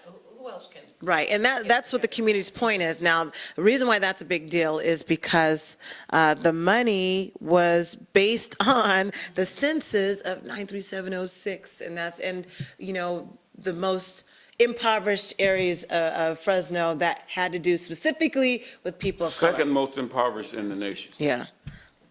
But specific zip codes were it was very direct, 93706. So that's what the challenge is, and that's what the community has a stake in, but the issue is the community is a little bit behind because they also have to have some type of strategic partner. So whose fault is that? What do you mean, whose fault is it? That wasn't already in place, and there were organizations already structured to step up and be partners in making sure that they were part of that whole process of having that money come here? Or was it a design? Well, it came down from Sacramento. I mean, okay. So the allocation came from the former mayor, Ashley Swearingen, right? She had already gone to Sacramento. Governor Brown had already talked about these monies going to Fresno, and that he wanted some monies to go also partially to the high-speed rail. Okay? So when you say whose fault Which is why they got it. Right, right. And don't they have to be spent, whoever gets funds, they have to be spent in the service of cleaner air or something like that? Because it has to do with our cap and trade or something? So there are specific parameters, but it also says it has to be in communities that are disadvantaged and of color. It's very specific, very direct. And that's the challenge, so that's why you see this clash between the downtown, Southwest Fresno, and other areas in Chinatown. That's what we're up against. Yeah. But here's what, I know we're talking about the 70 million, but if people again go look at the video, we have the video on our website because we've filmed all the TCP. We still have another 250 million coming down the pipeline because the whole allotment of money is 300 million. So why are we just only stuck on the 70 million if we got 200 and something? Is coming to the county? All coming to Fresno. Okay. Yeah, all of us coming to Fresno. So why are we only stuck on the 70 million is my question. Probably, because it's the first. Right? If you don't get this bite right, You ain't gonna get nothing, huh? This money out correctly. May not get nothing else? We'll even see the rest. What has been the history of areas like ours in terms of its representation and folks organizing to get the right push so that we're aligned and in position to receive those kinds of dollars coming into? We have the demographic numbers. We have everything that statistical, what they're asking for, we're already there. So why are we not getting it? And we have not been getting it for the last 30 years. I'll tell you why. You know what just occurred to me as we're having this discussion? The monies that I was talking about that are missing, the money that can't be accounted for, was specifically, as I remember, just recalling. I hold people to their word. It was specifically CDBG. Block grant funds. Community block grant. And now that Julia asked me earlier, why did it stick with me? Why did it? Now I recall.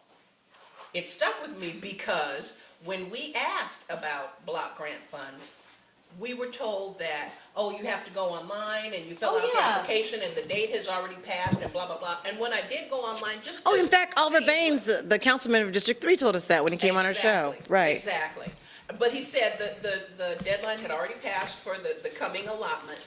But when I did go to look, the website was not updated. It had information from like 2015, and this was 2016 we're talking about.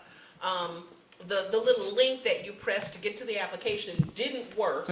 So that's why, because we can be as organized as we want, but the people in power are always figuring out a way, whether it's California or Colorado or New York or Wyoming, the people in power are always figuring out a way, and the people in power are not always white, I just want to be clear, but they're always figuring out a way to keep whatever group they don't want to hear from being able to respond, from being able to apply for grants. You just go to the website at the city and blah, blah, and you go to the website and none of the grants And there's work. nothing there. That's why. So I challenge people at least either to look at the local community alliance. Pictures you see across the screen are basically the recent workshops. They had 2 proposal workshops, August 15th and 16th, which is supposed to just give people on-site help. I don't know, I have a couple feelings about that, but to help them fill out the proposal, but it's such a whirlwind, everything is going so fast. I'm not sure how many proposals got in unless they were already designated, like the Southwest Pacific Plan that's already designated, the downtown corridor, unless you have something that's already designated in those areas. They have 3 specific areas, and if it fits under that criteria, then you might be considered, or not, because there is a detail. So you know what I noticed about that? What's that? The meeting I went to, a couple meetings I went to, when you look at all the presenters, and you're talking about folks who are impacted or directly impacted by the dollars, what, 3/4 of the presenters don't look like the people that they're trying to reach. That's a good point. And I'm wondering if it's done by design, Yes. or is it just a happenstance that, you know, they couldn't identify anybody, or they turned to the local folks who said, who do you have that is able to articulate our position that looks like your community? I asked that question. So in talking to the Strategic Growth Council, they said they talked to some of the local leaders here, That's what I know. some of the local African-American leaders here. Yeah, so-called leaders. One of Let's change them- that name. Let's say Yeah. so-called leaders. Okay, well, so-called leaders. Yeah. So they were the ones, that's why we're in this position. So apparently, those particular leaders didn't quite obviously do what they should have Oh, done. no, they did to reach exactly out. what they wanted them to do, and they Okay. did that to the max, and they did that as routine as the previous leaders that represented the community. You have to go back to really the model city days to when you really find grassroots people involved in saying, look, no, we're gonna stay here till 3 o'clock in the morning if we have to, but we're gonna come up with a plan that the majority of us can buy into. That is not the case. If you want to know if the outreach is real, look who they talked to. Look who they outreached. Exactly. How they reached out, who they reached out to. You guys know, I got no problem with community leaders, but if you really want to know what the community wants, Yes, you do. go to the community, not the community leaders. And Jewel, you'll notice in that map, there's a 5 square, yeah. Yeah, keep it up. Luckily, so they can't see that right now on camera. The challenge is that 5-mile radius. I think that's where most people are having the challenge with, that go to the meetings and feel that whatever area they choose, like if it's for a fact, they have to choose a high-speed rail, right?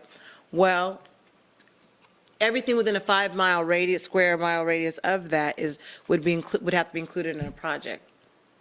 So you can't say, oh, we're going to do the high-speed rail over here, we're going to invest over here, and then Southwest Fresno, we're going to do over here. If it's not within that 5-mile radius, you can't do the project does not fit within You're that not criteria. supposed to.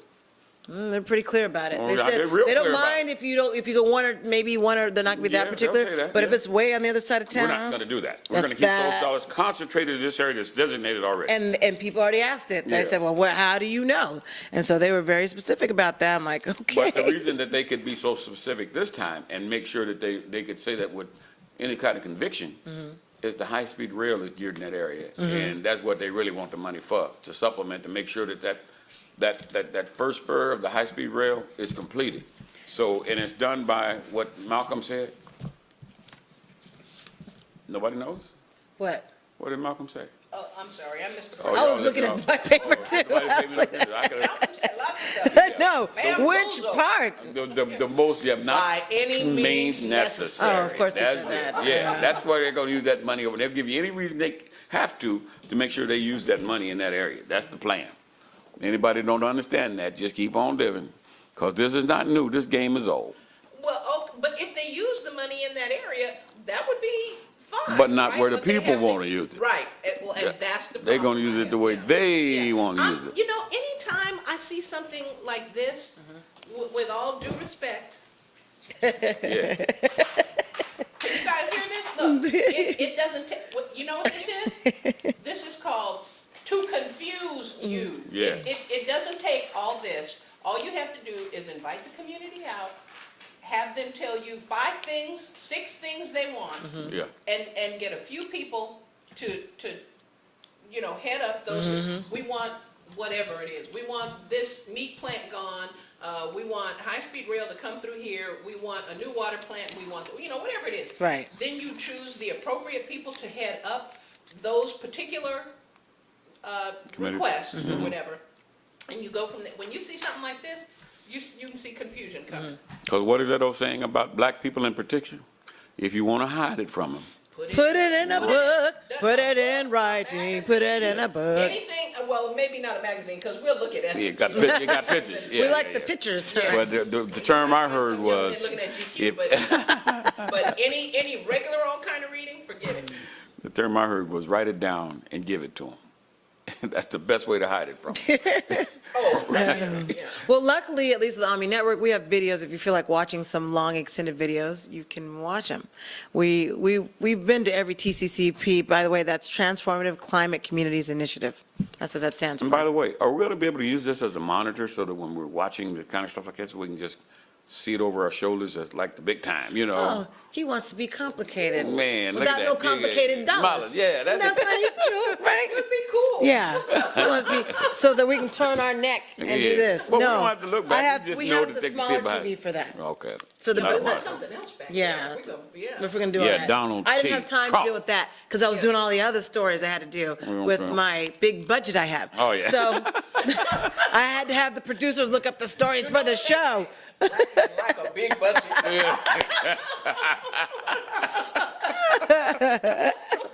Oh, good Lord. All right. So I do want to talk about Dick Gregory before we get into it. We still haven't even gotten to our heavy politics. God bless and rest his soul. Dick Gregory passed away. A giant. Yeah. And so people don't know that he was probably hired by Hugh Hefner to perform at the Playboy Club in Chicago. That's where he got to start as a comedian. Yeah. And I'm going to be showing some pictures right now in just a moment and scrolling those. And he was able to play at the club in Chicago, and that's where he got to start as a comedian. And of course, he was always a civil rights activist, though. He was always an activist, always spoke out. And I know that his spouse, Lillian Gregory, she passed away in 2017. I didn't realize really? that.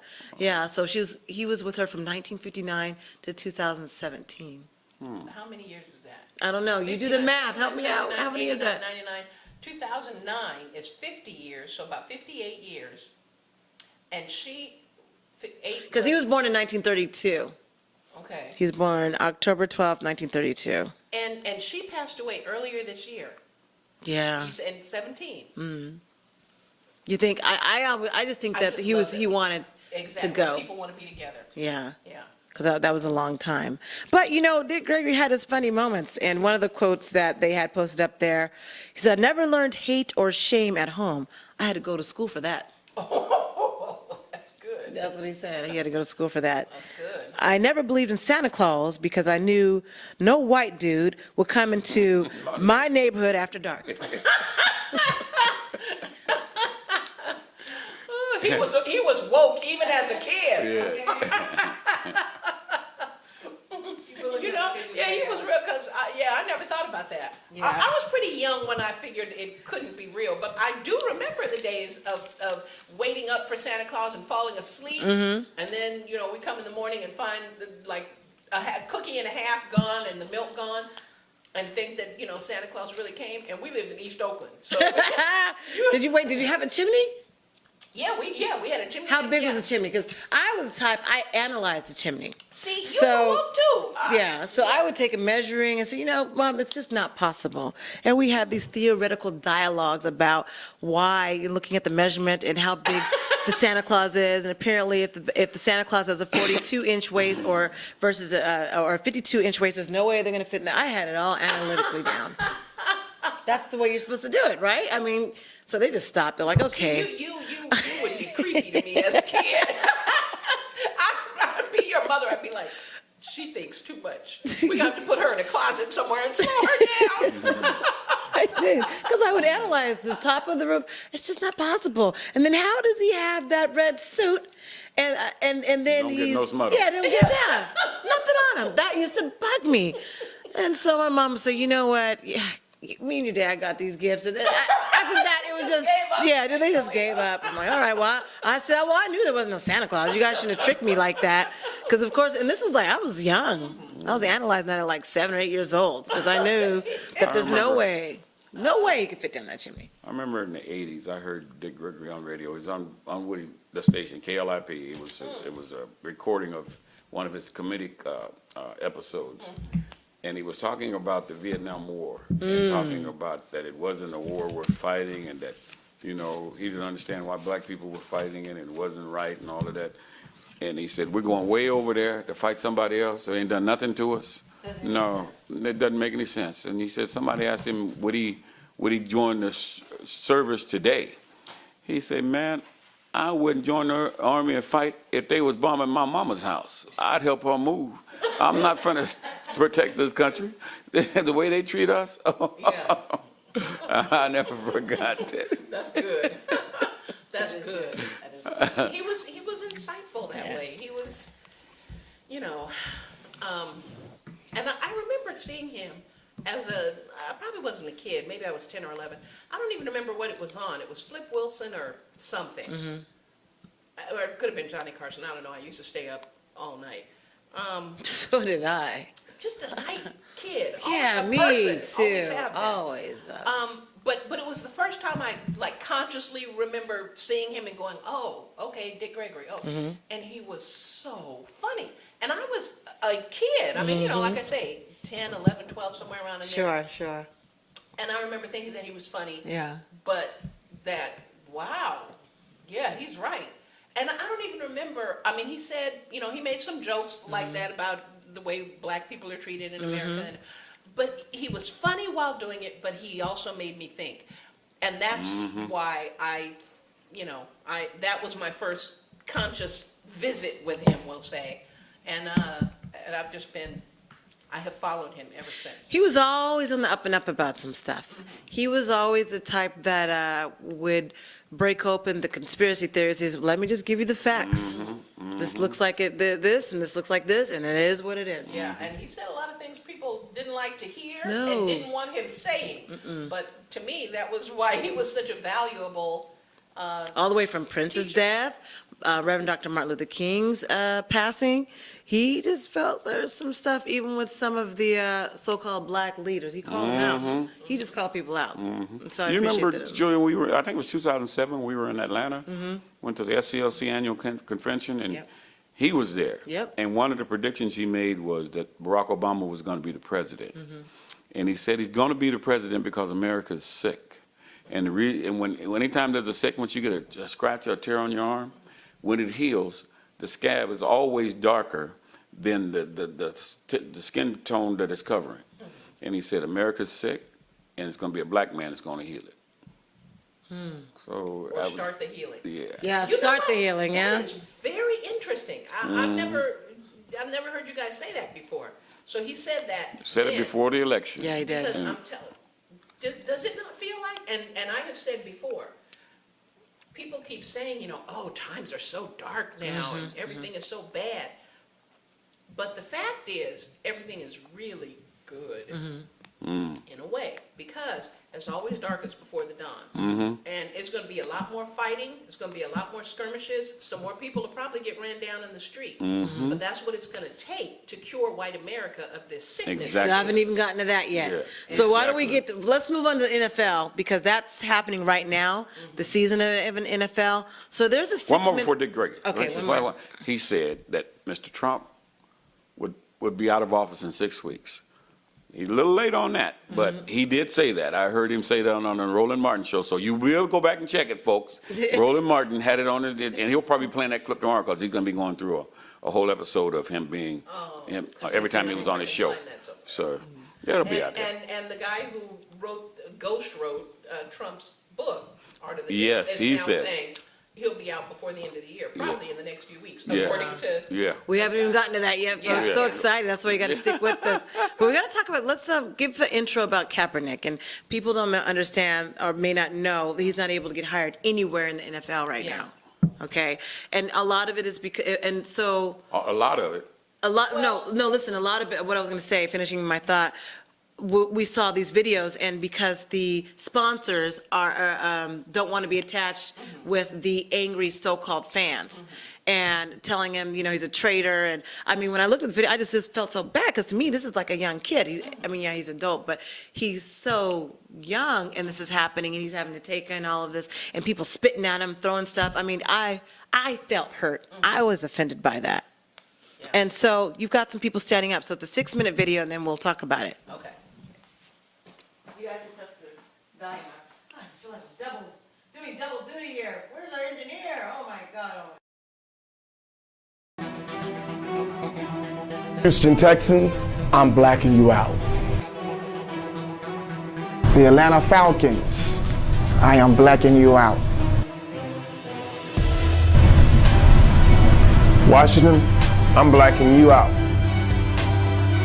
Dallas Cowboys, I'm blacking you out. Titans, I'm blacking you out. I'm blacking you out. I'm blacking you out. I'm blacking you out. I'm blacking you out. NFL, we're blacking you out. In 2016, NFL quarterback Colin Kaepernick engaged in a silent, non-violent protest. Colin Kaepernick simply decided to take a knee during the playing of the national anthem at NFL games. He did this to kind of raise awareness to the number of brown and black individuals that had been beaten or killed at the hands of law enforcement across this country. Since the end of last season, as a result of this protest, Colin Kaepernick has been unable to find employment in the NFL. I find that strange, seeing that the NFL has employed individuals that have been convicted of sexual assault, domestic violence, cruelty to animals, along with driving while under the influence. A number of NFL owners have come out and stated the reason they can't employ him is because of a fear of a backlash from sponsors or a certain segment of their fan base. And it's interesting that they've capitulated thus far to a certain segment of the fan base while fearing no backlash from the African American community. The African American community makes up 15% of the NFL's overall viewership. And I find it interesting that they've made the calculation that states that even though they're going to silence one who stood up for values that have meaning to us, they have an expectation that African Americans are still going to be there on opening day, watching and patronizing their product. My belief is simply this: if Colin Kaepernick was willing to take a stand for those of us who are non-celebrities that would have to interact with law enforcement on a day-to-day basis, if he's willing to take a knee for us, certainly we ought to take a stand and stand with him. I think it's important that we take some action steps. As long as Kaepernick is without a job, we refuse to watch the NFL. We refuse to purchase any NFL paraphernalia endorsed by the NFL, and we refuse to engage in fantasy football. As a church community, we commit 1 to 2 hours each Sunday for the next 17 weeks of football to pour in to our African American boys and girls. We will do this whether he is employed or not. Let's take the time that would normally be given to the NFL and give back to our boys and girls. Spread the word to other men that we speak the language that the NFL responds to: money. Let us make it clear that since our lives matter so little to them, their product will matter even less to us. We take a knee as Kaepernick did. We devote this season to prayer each morning, 6 a.m. for our youth, communities, local and government officials. This is not a boycott, but a man-cott, because this demonstration is not for boys, it's for men of strong conviction. Now, we want you to know this protest is not anti-flag because people of color love the Stars and Stripes. It is not anti-American because people of color have loved this country even when this country has not loved us back. And this protest is not anti-veteran because we support those who have made sacrifices so that our liberties have been secured. This protest is to ensure the rights of all Americans, regardless of color or creed, to be heard. Together we stand united against discrimination in all its forms. We're making a call to people of conscience, regardless of race, religion, or creed, who are able to recognize injustice and join us in this blackout. It is a call to all pastors, leaders, and churches, not just to look at what's happening as a black problem, but as an American problem. We black out hatred. We mourn for our brothers and sisters in Charlottesville, Virginia. We pray for the healing of that community, along with the healing of our nation. Up through 2014, the NFL had what they call blackout policies. When a stadium in a particular city had failed to sell out all of its tickets, they would black out the game so it couldn't be shown on that local market. They would force the fans to the stadium to buy the tickets. Today, we're forcing the hands of the NFL. We're saying that there's some values that we have that matter and they count. And so NFL, we want you to know that we're gonna black you out. I'm making a call to pastors, leaders, my brothers, all people of conscience, regardless of your race or your background, to join us in this blackout. I want to be clear that I'm a football fan.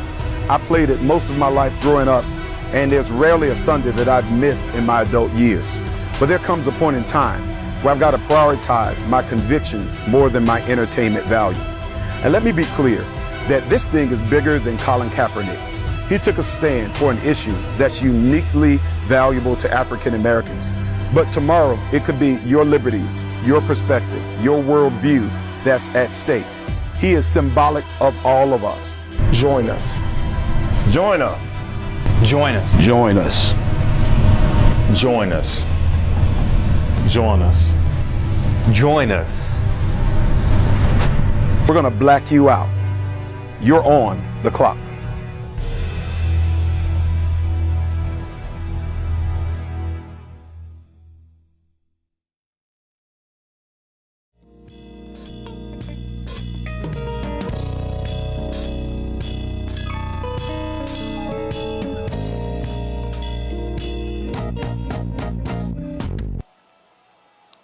Wow.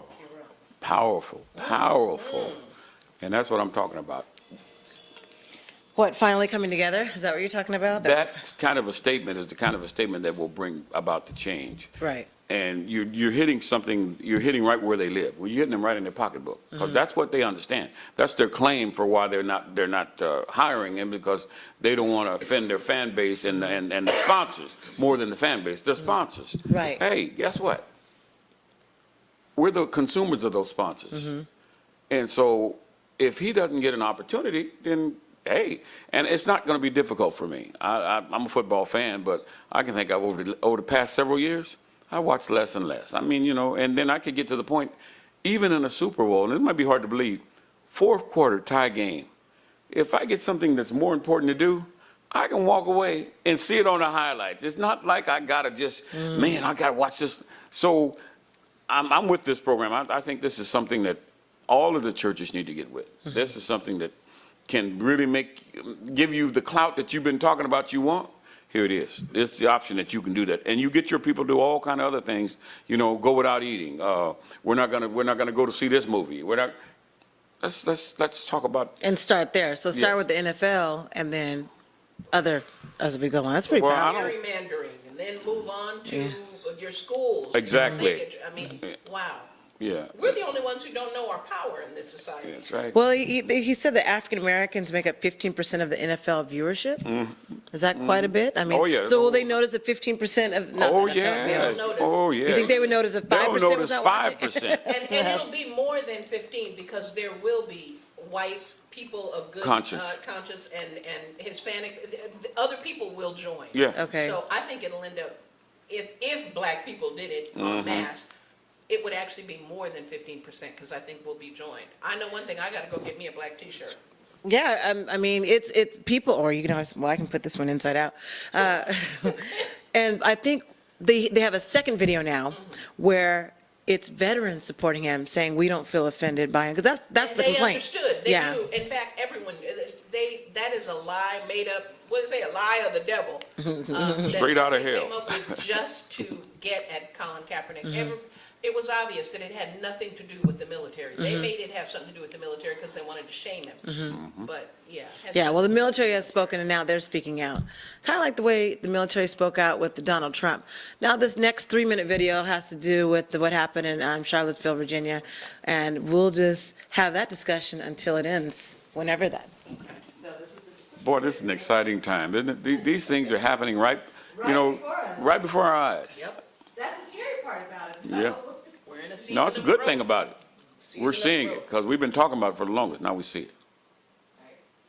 Okay, get the next video, it's ready.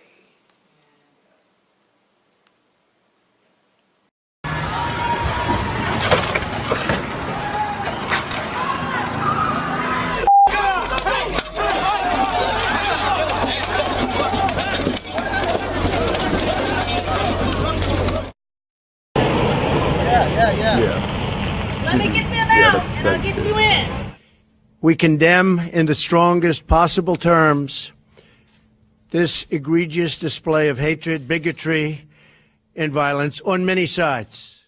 On many sides. It's been going on for a long time in our country. Not Donald Trump, not Barack Obama. It's been going on for a long, long time. Our message is plain and simple. Go home. You are not wanted in this great Commonwealth. Shame on you.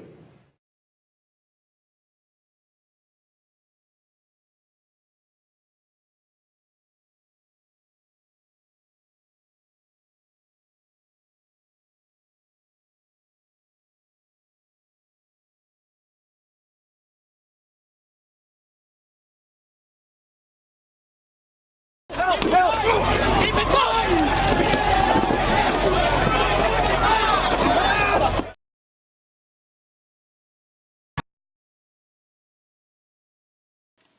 Back to the key camera on that. Now we're back. We're back live? Yeah. Compliments of, Wow.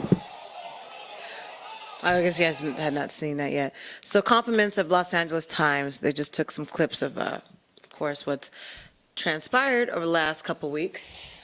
And there's fine people on both sides, Jewel and Mel, on both sides. Mm-hmm. Very fine people. Oh, yeah. Very fine white supremacists on, Mm-hmm. on that side. Yeah. Now, you know I'm with Donald on this. About You the can't fine white supremacists? I'm not with him on the fine white supremacists. I would be with them if there were really people that were marching with tiki lights in solidarity because of monuments being moved. I can respect that. Me too, I don't see the fineness of they were telling, they were actually shouting out chants against Jews as this is them doing that now. To me, that's not a fine person. You got to watch the whole video. There was, and I don't know. You got to watch the whole video. Now, which video are we talking about?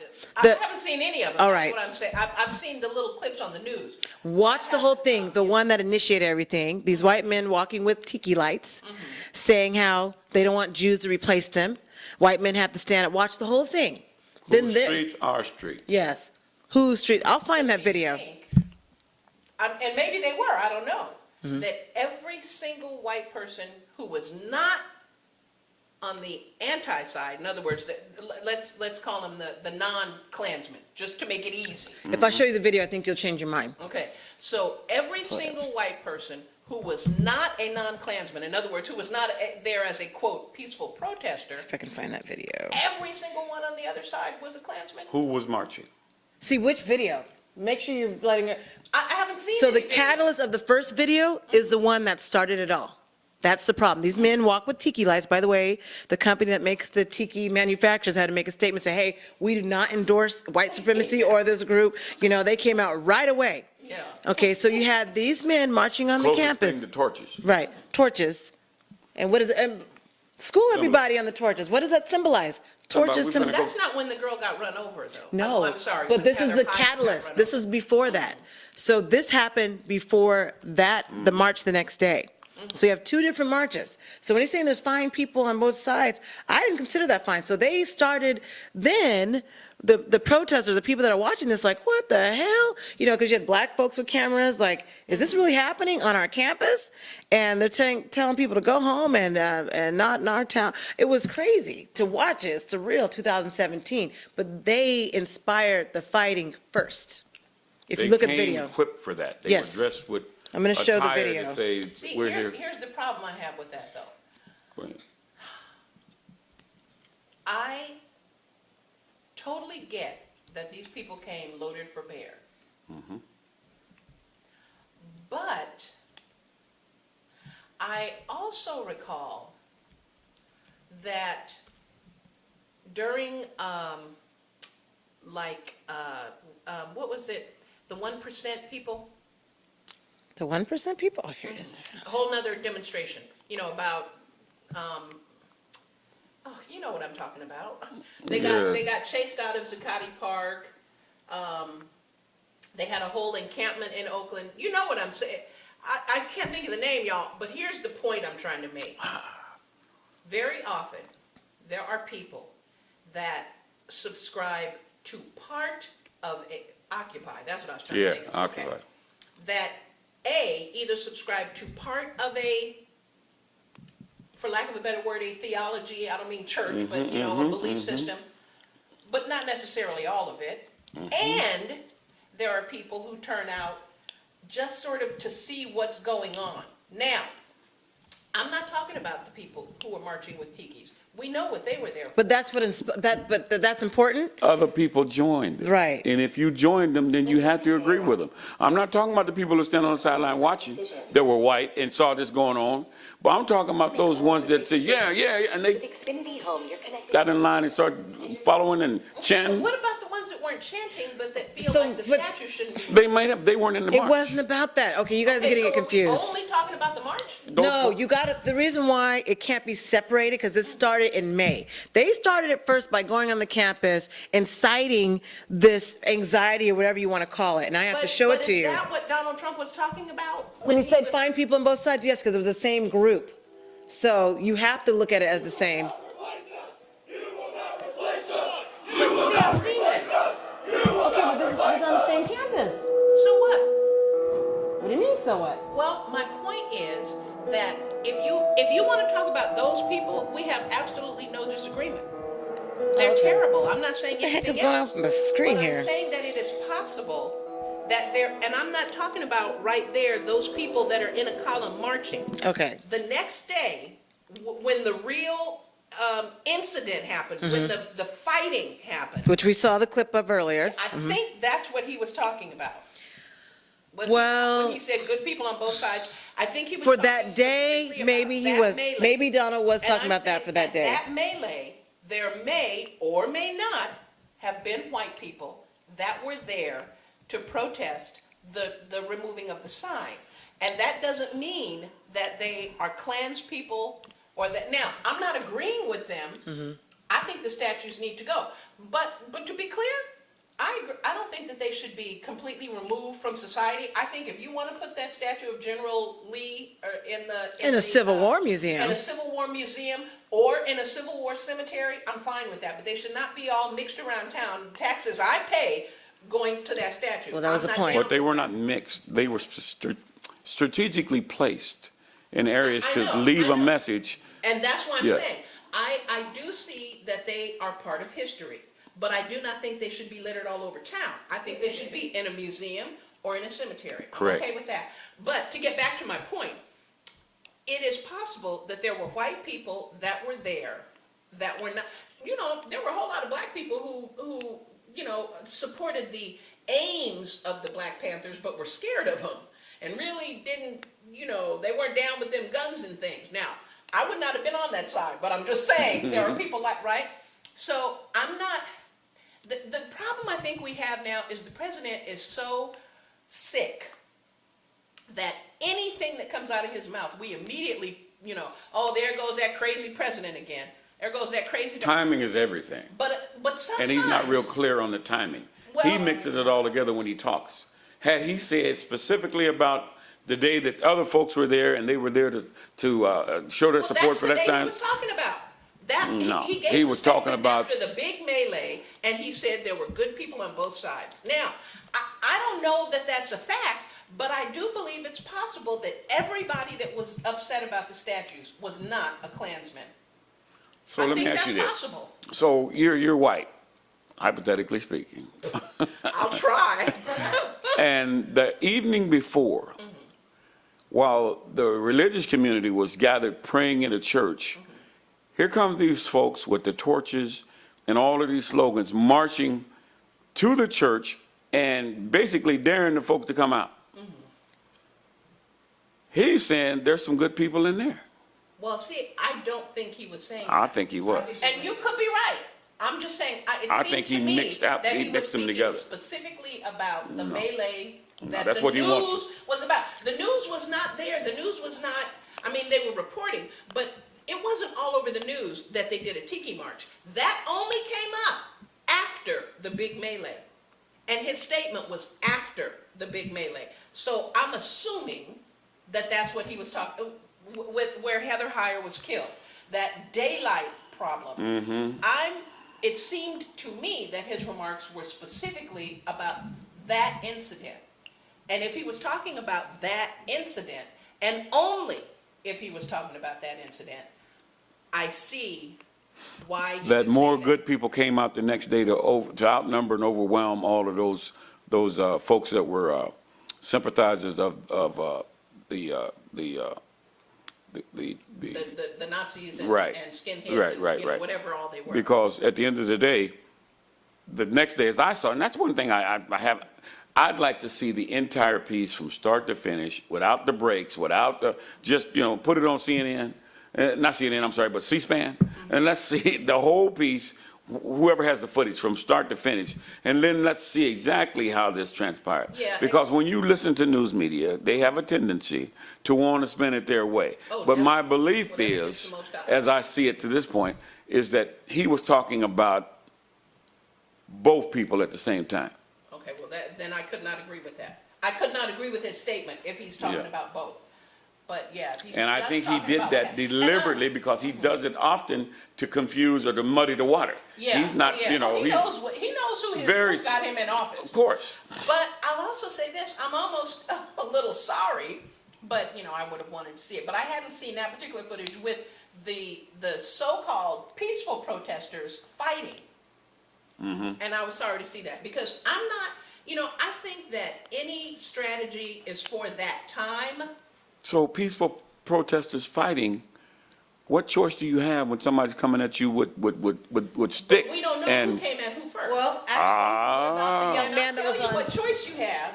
You have the same choice that the young people had when they were riding the buses in Montgomery, Alabama. Now, I don't want to or marching across the bridge.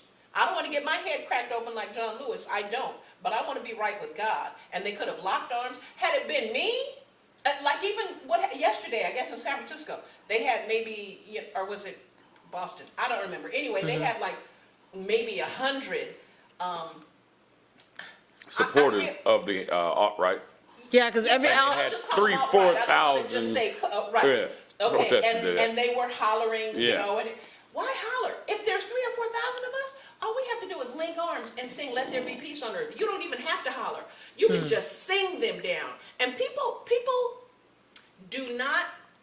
underestimate the power of music and of song and of people get saved at churches by a song. You know what I mean? When they start singing "Lift Me to Higher Ground," sometimes music has that power. And we know that from the music in the civil rights movement. So it's one thing if there's 100 of them and maybe 100 or 110 of you, you might have to fight because you can't even make a ring around them.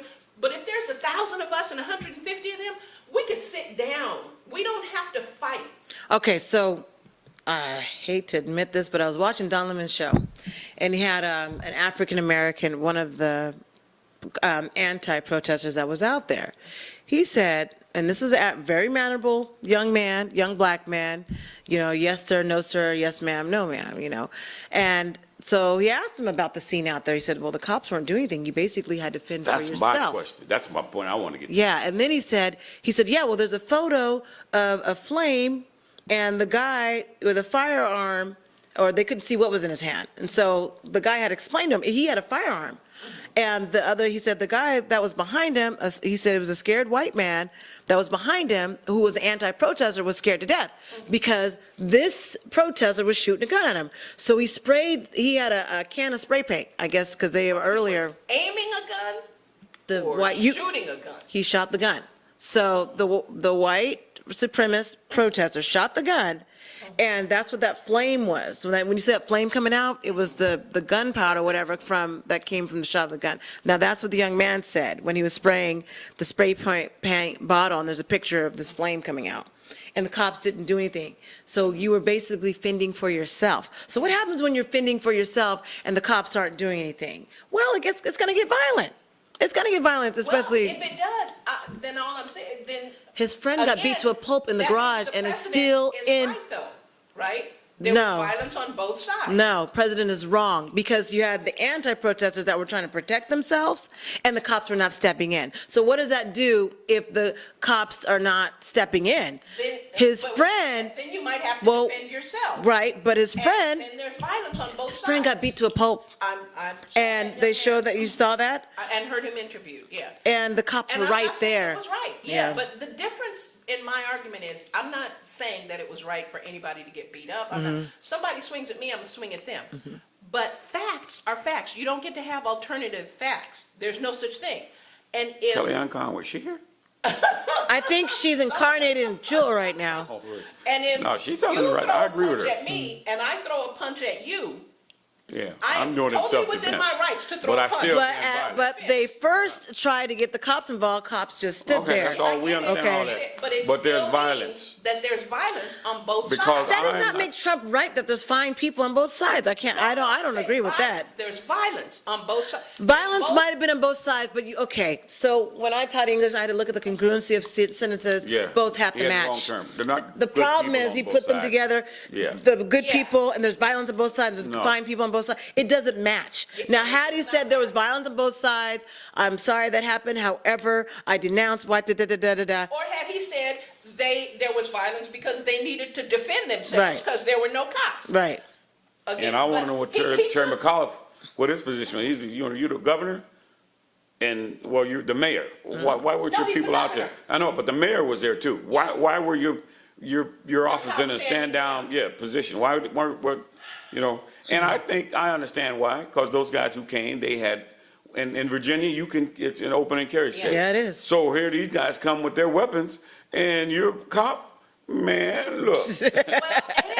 Because here's what Good the point. problem is.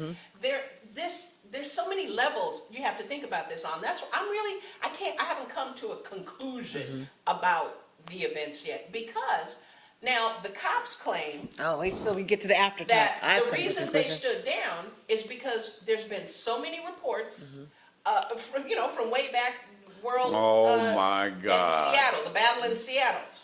Police But brutality. with Occupy and that the police come in too heavy-handed and Black Lives Matter in Oakland said themselves, why can't they just come? Their representative said, why can't they just come when they? I'm sorry, I keep interrupting myself. When they were doing all the stopping the BART trains because they were on the tracks, or stopping the freeways because they were like, why can't they just come and provide a presence without stopping people, without jumping on people? Okay, so now the mayor of Virginia says the police chief says that's what they were doing. We were there, but we weren't going to put our hands on anybody unless we needed to put our hands on somebody. Now, for me, that's a little bit disingenuous. Yeah, that is. Of course it is. If it's black folks, they put their hands on people. Exactly. But the problem is, same as with the president, he's presenting the facts. There was violence on both sides. He's just not telling the whole. But the statement is false. Did you ever do true false in mathematics and statistics? Did you ever do true false statements?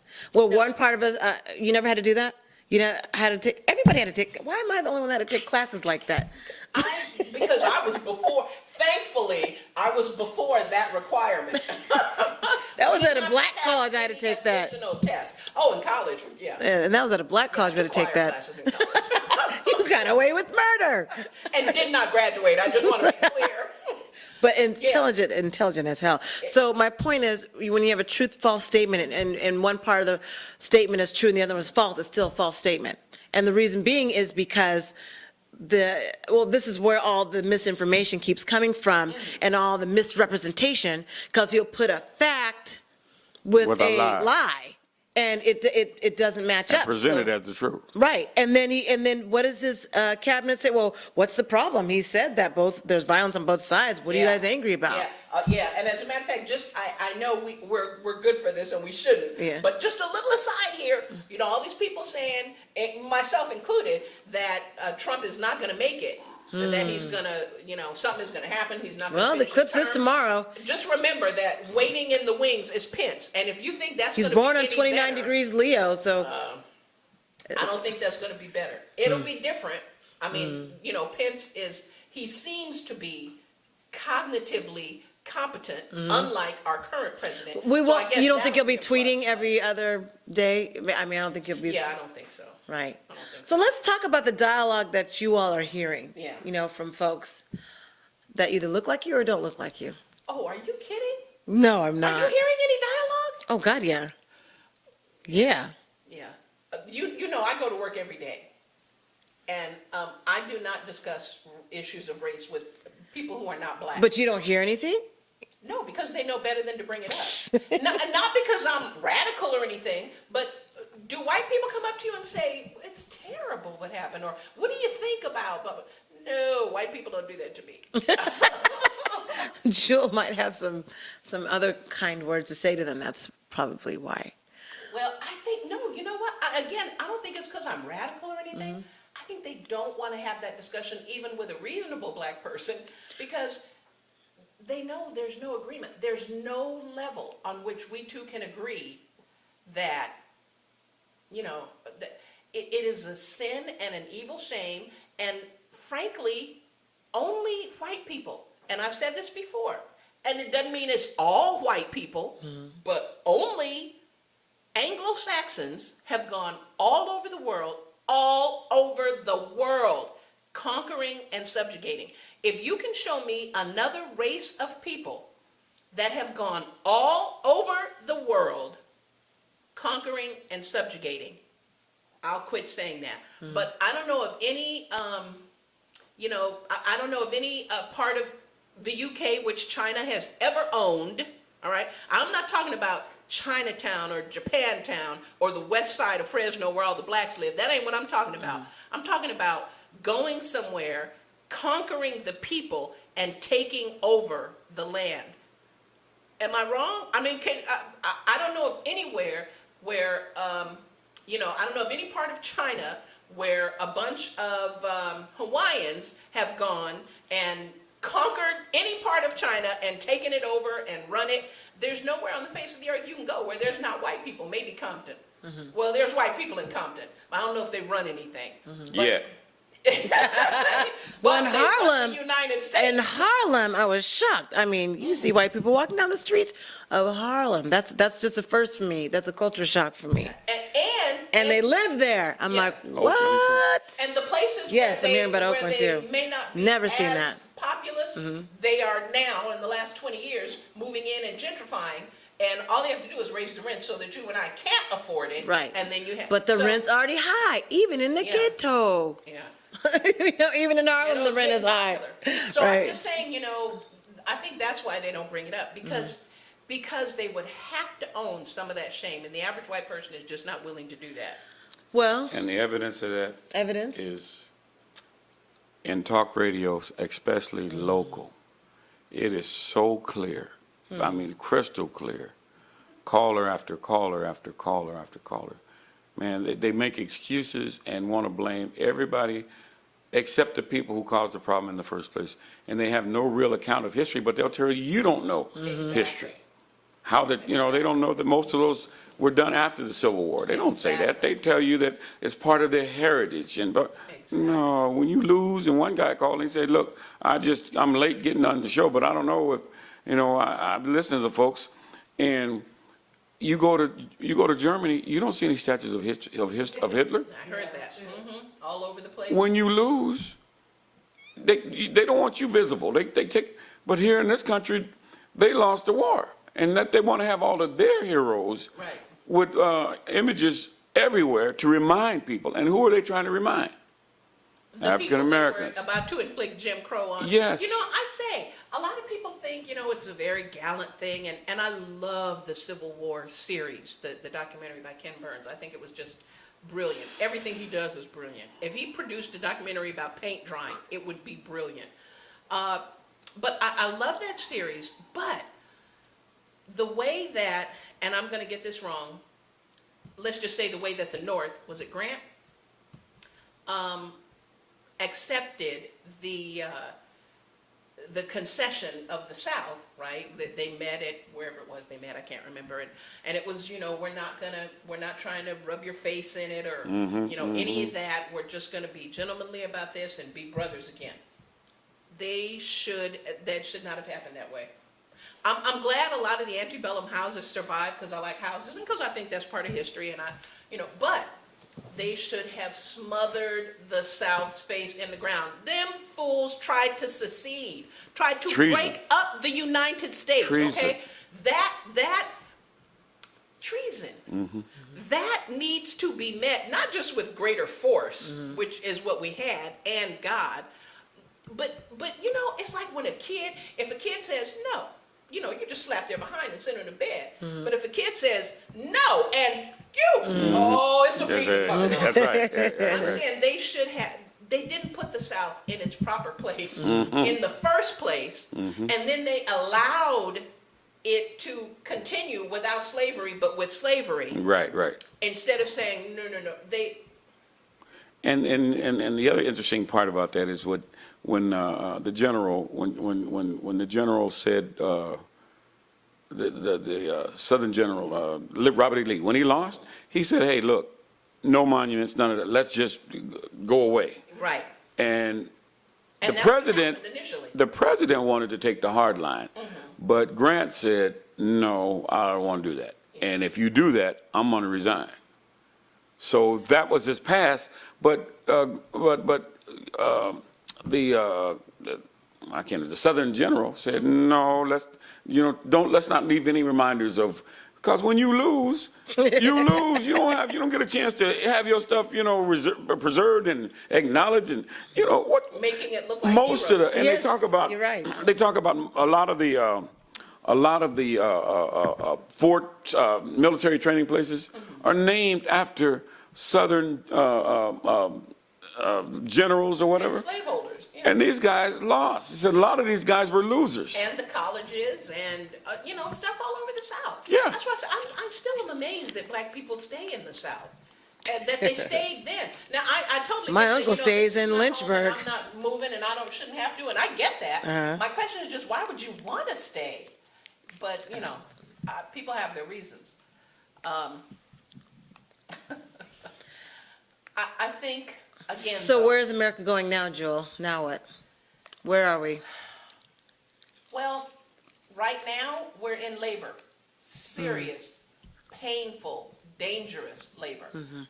But after labor, I believe we'll have the healthy birth, what did Lincoln say, of a new freedom? I can't remember. Anyway, you guys go look it up. Lincoln said it. Well, I believe after these growing pains, just like the civil rights movement.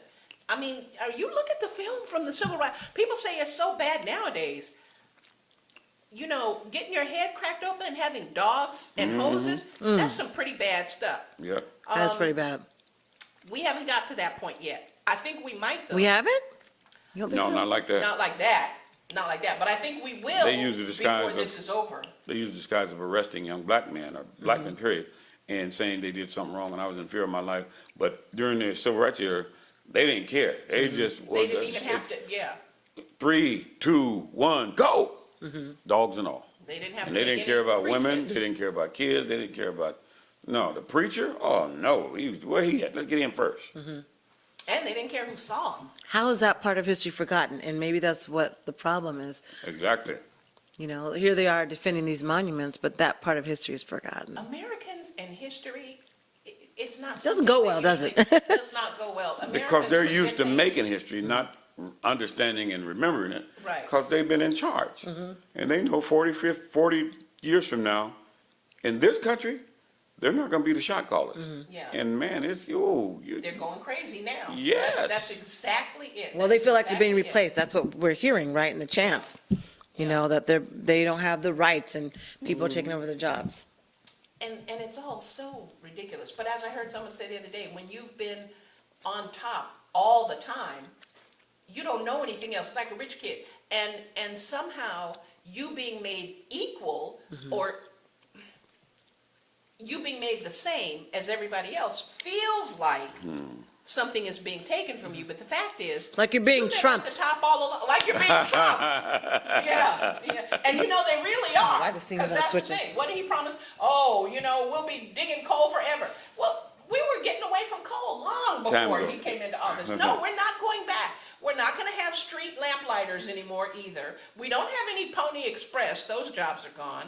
There's some things that it's not going to be there anymore.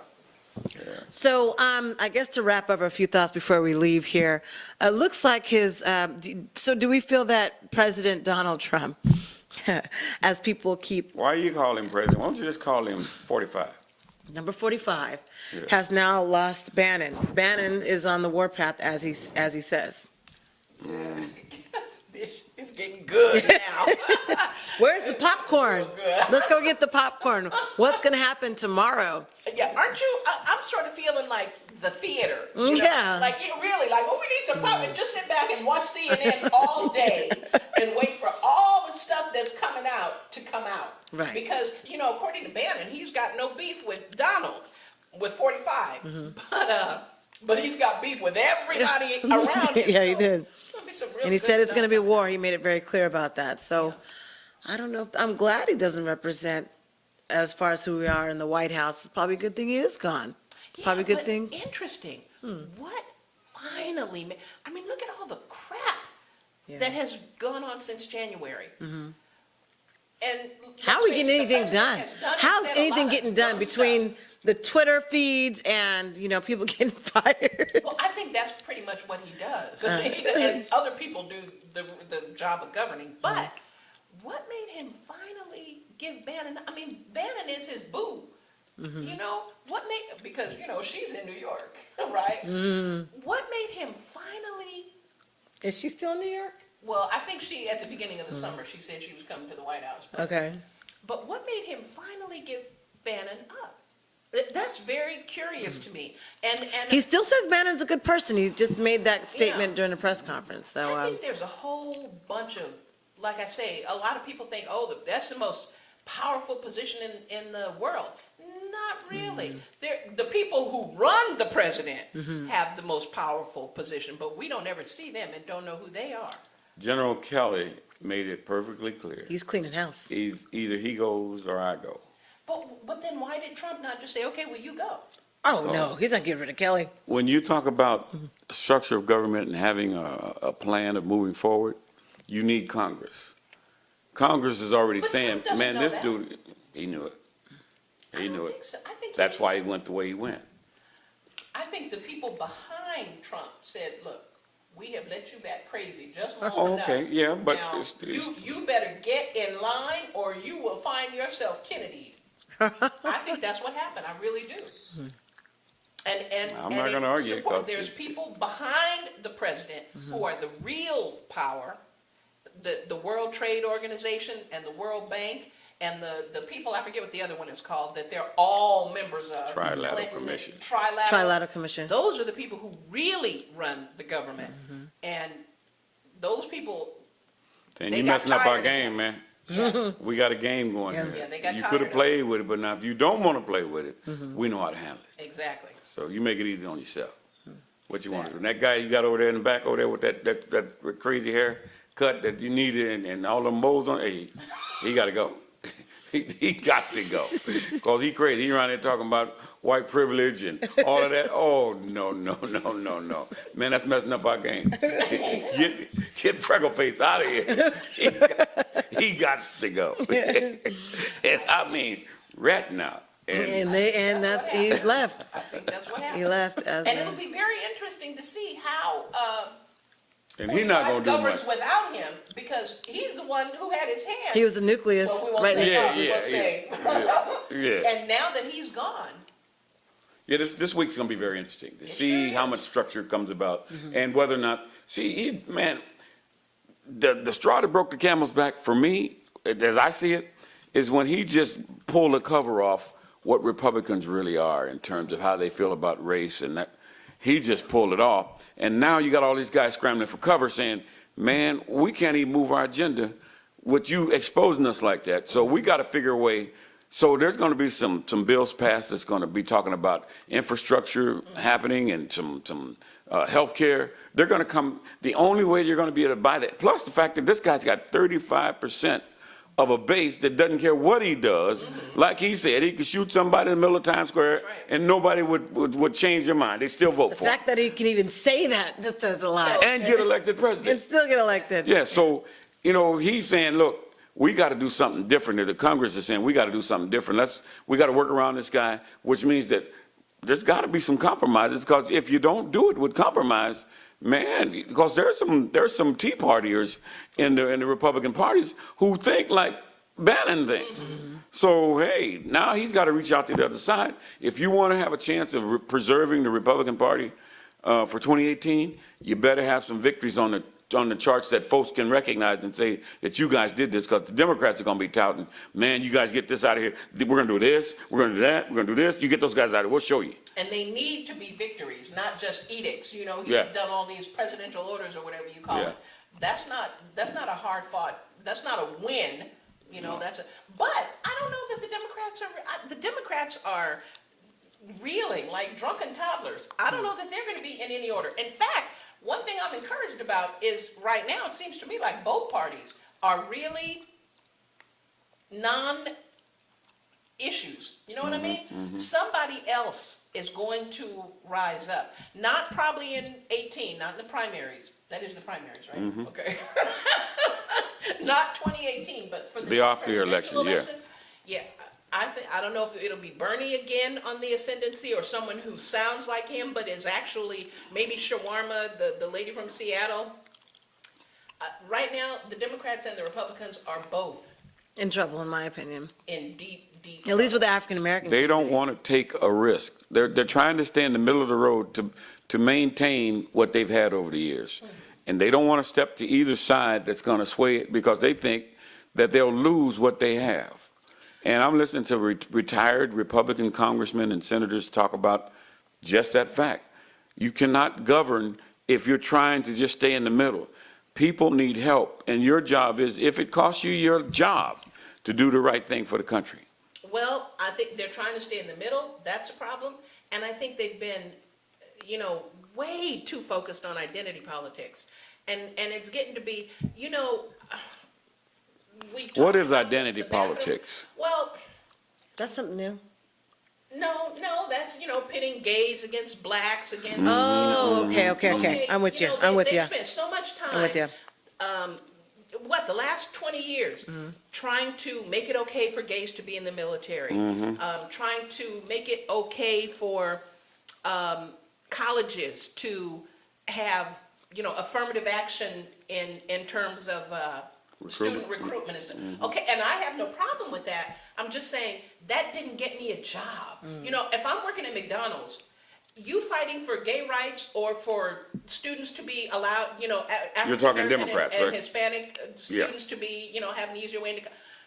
All of that is okay, but it didn't get me a job. Didn't get me a raise. It didn't get my water fixed in Detroit. Yeah. Didn't get me a raise. I lost my union. Yeah. I don't care about any of those identity politics. I don't care about, you know, women being able to play in the NFL or girls being able to play football in high school. I don't care. I need a job and some clean water and an affordable place to live. The Democrats have not been doing that.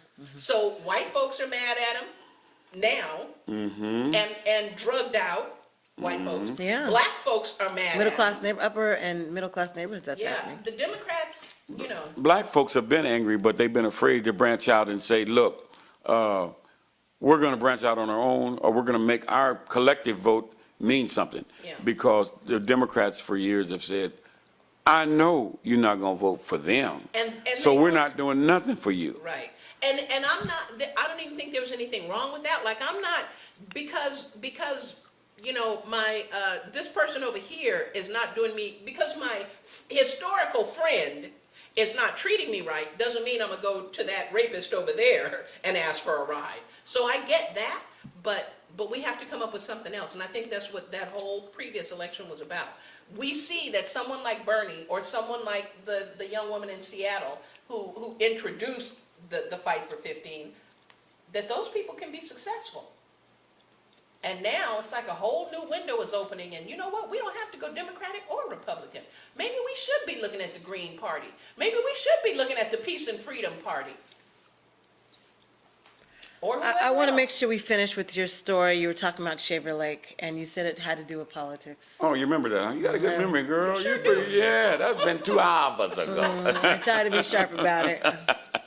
No, it's something I noticed. When I fish at lakes below 2,000 feet, Hensley, any of the ones that are below 2,000 feet, Milton Lake even, there's basically several species of fish that black and brown people eat. But when you go to Shaver and Huntington and up higher Edison and those areas, trout. And basically that's all you can get. And the other part of that is when you fish at the lower lakes, you have to pay an entrance fee to get in. When you go to those lakes up there, there's no fee to get in. No way. I'm Really? telling you. And the weather is You much sure? like you're talking about 85. When I was up there yesterday, 80 degrees, 83 degrees. You come down to one of the lower ones. You got to pay, and it's in the heat. And your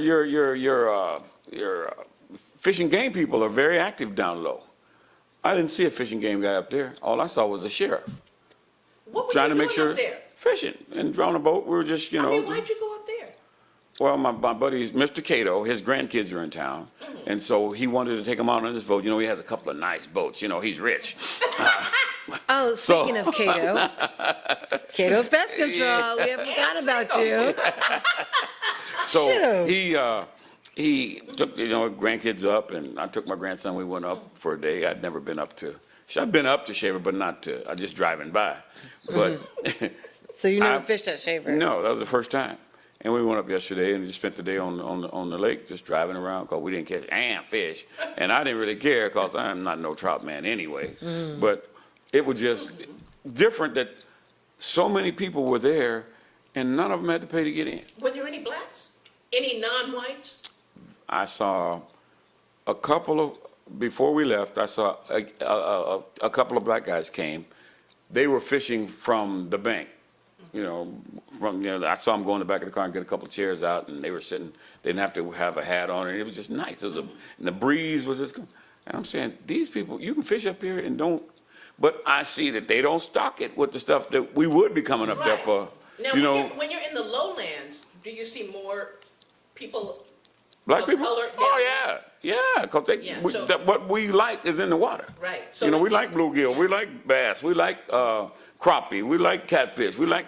You don't find none of that Oh, up so they there. found a way to capitalize off of y'all folks. Yeah. See, and you know what? Isn't that just the way it always is, though? Yeah. And I'm telling, when you tell It definitely is. they don't believe it, or they start explaining it away.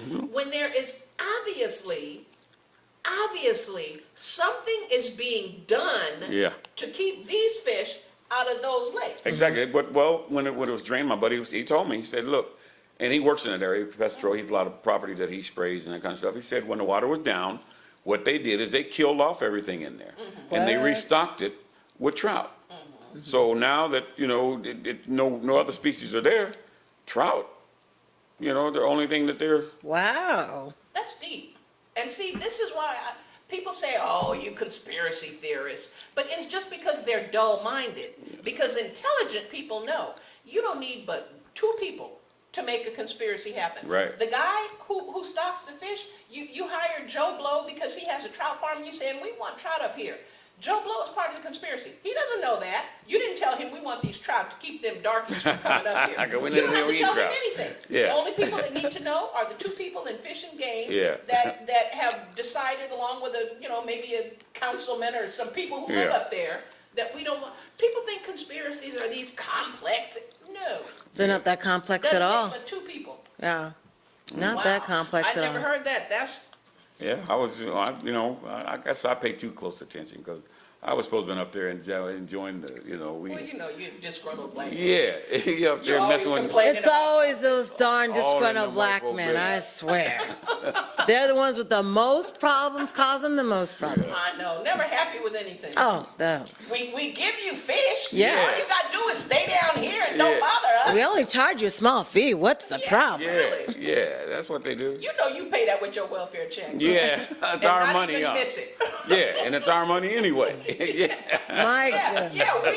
We white folks are paying the fee when we give you a welfare Yeah, check. there it is. Yeah. Boy, let's not get started on that topic.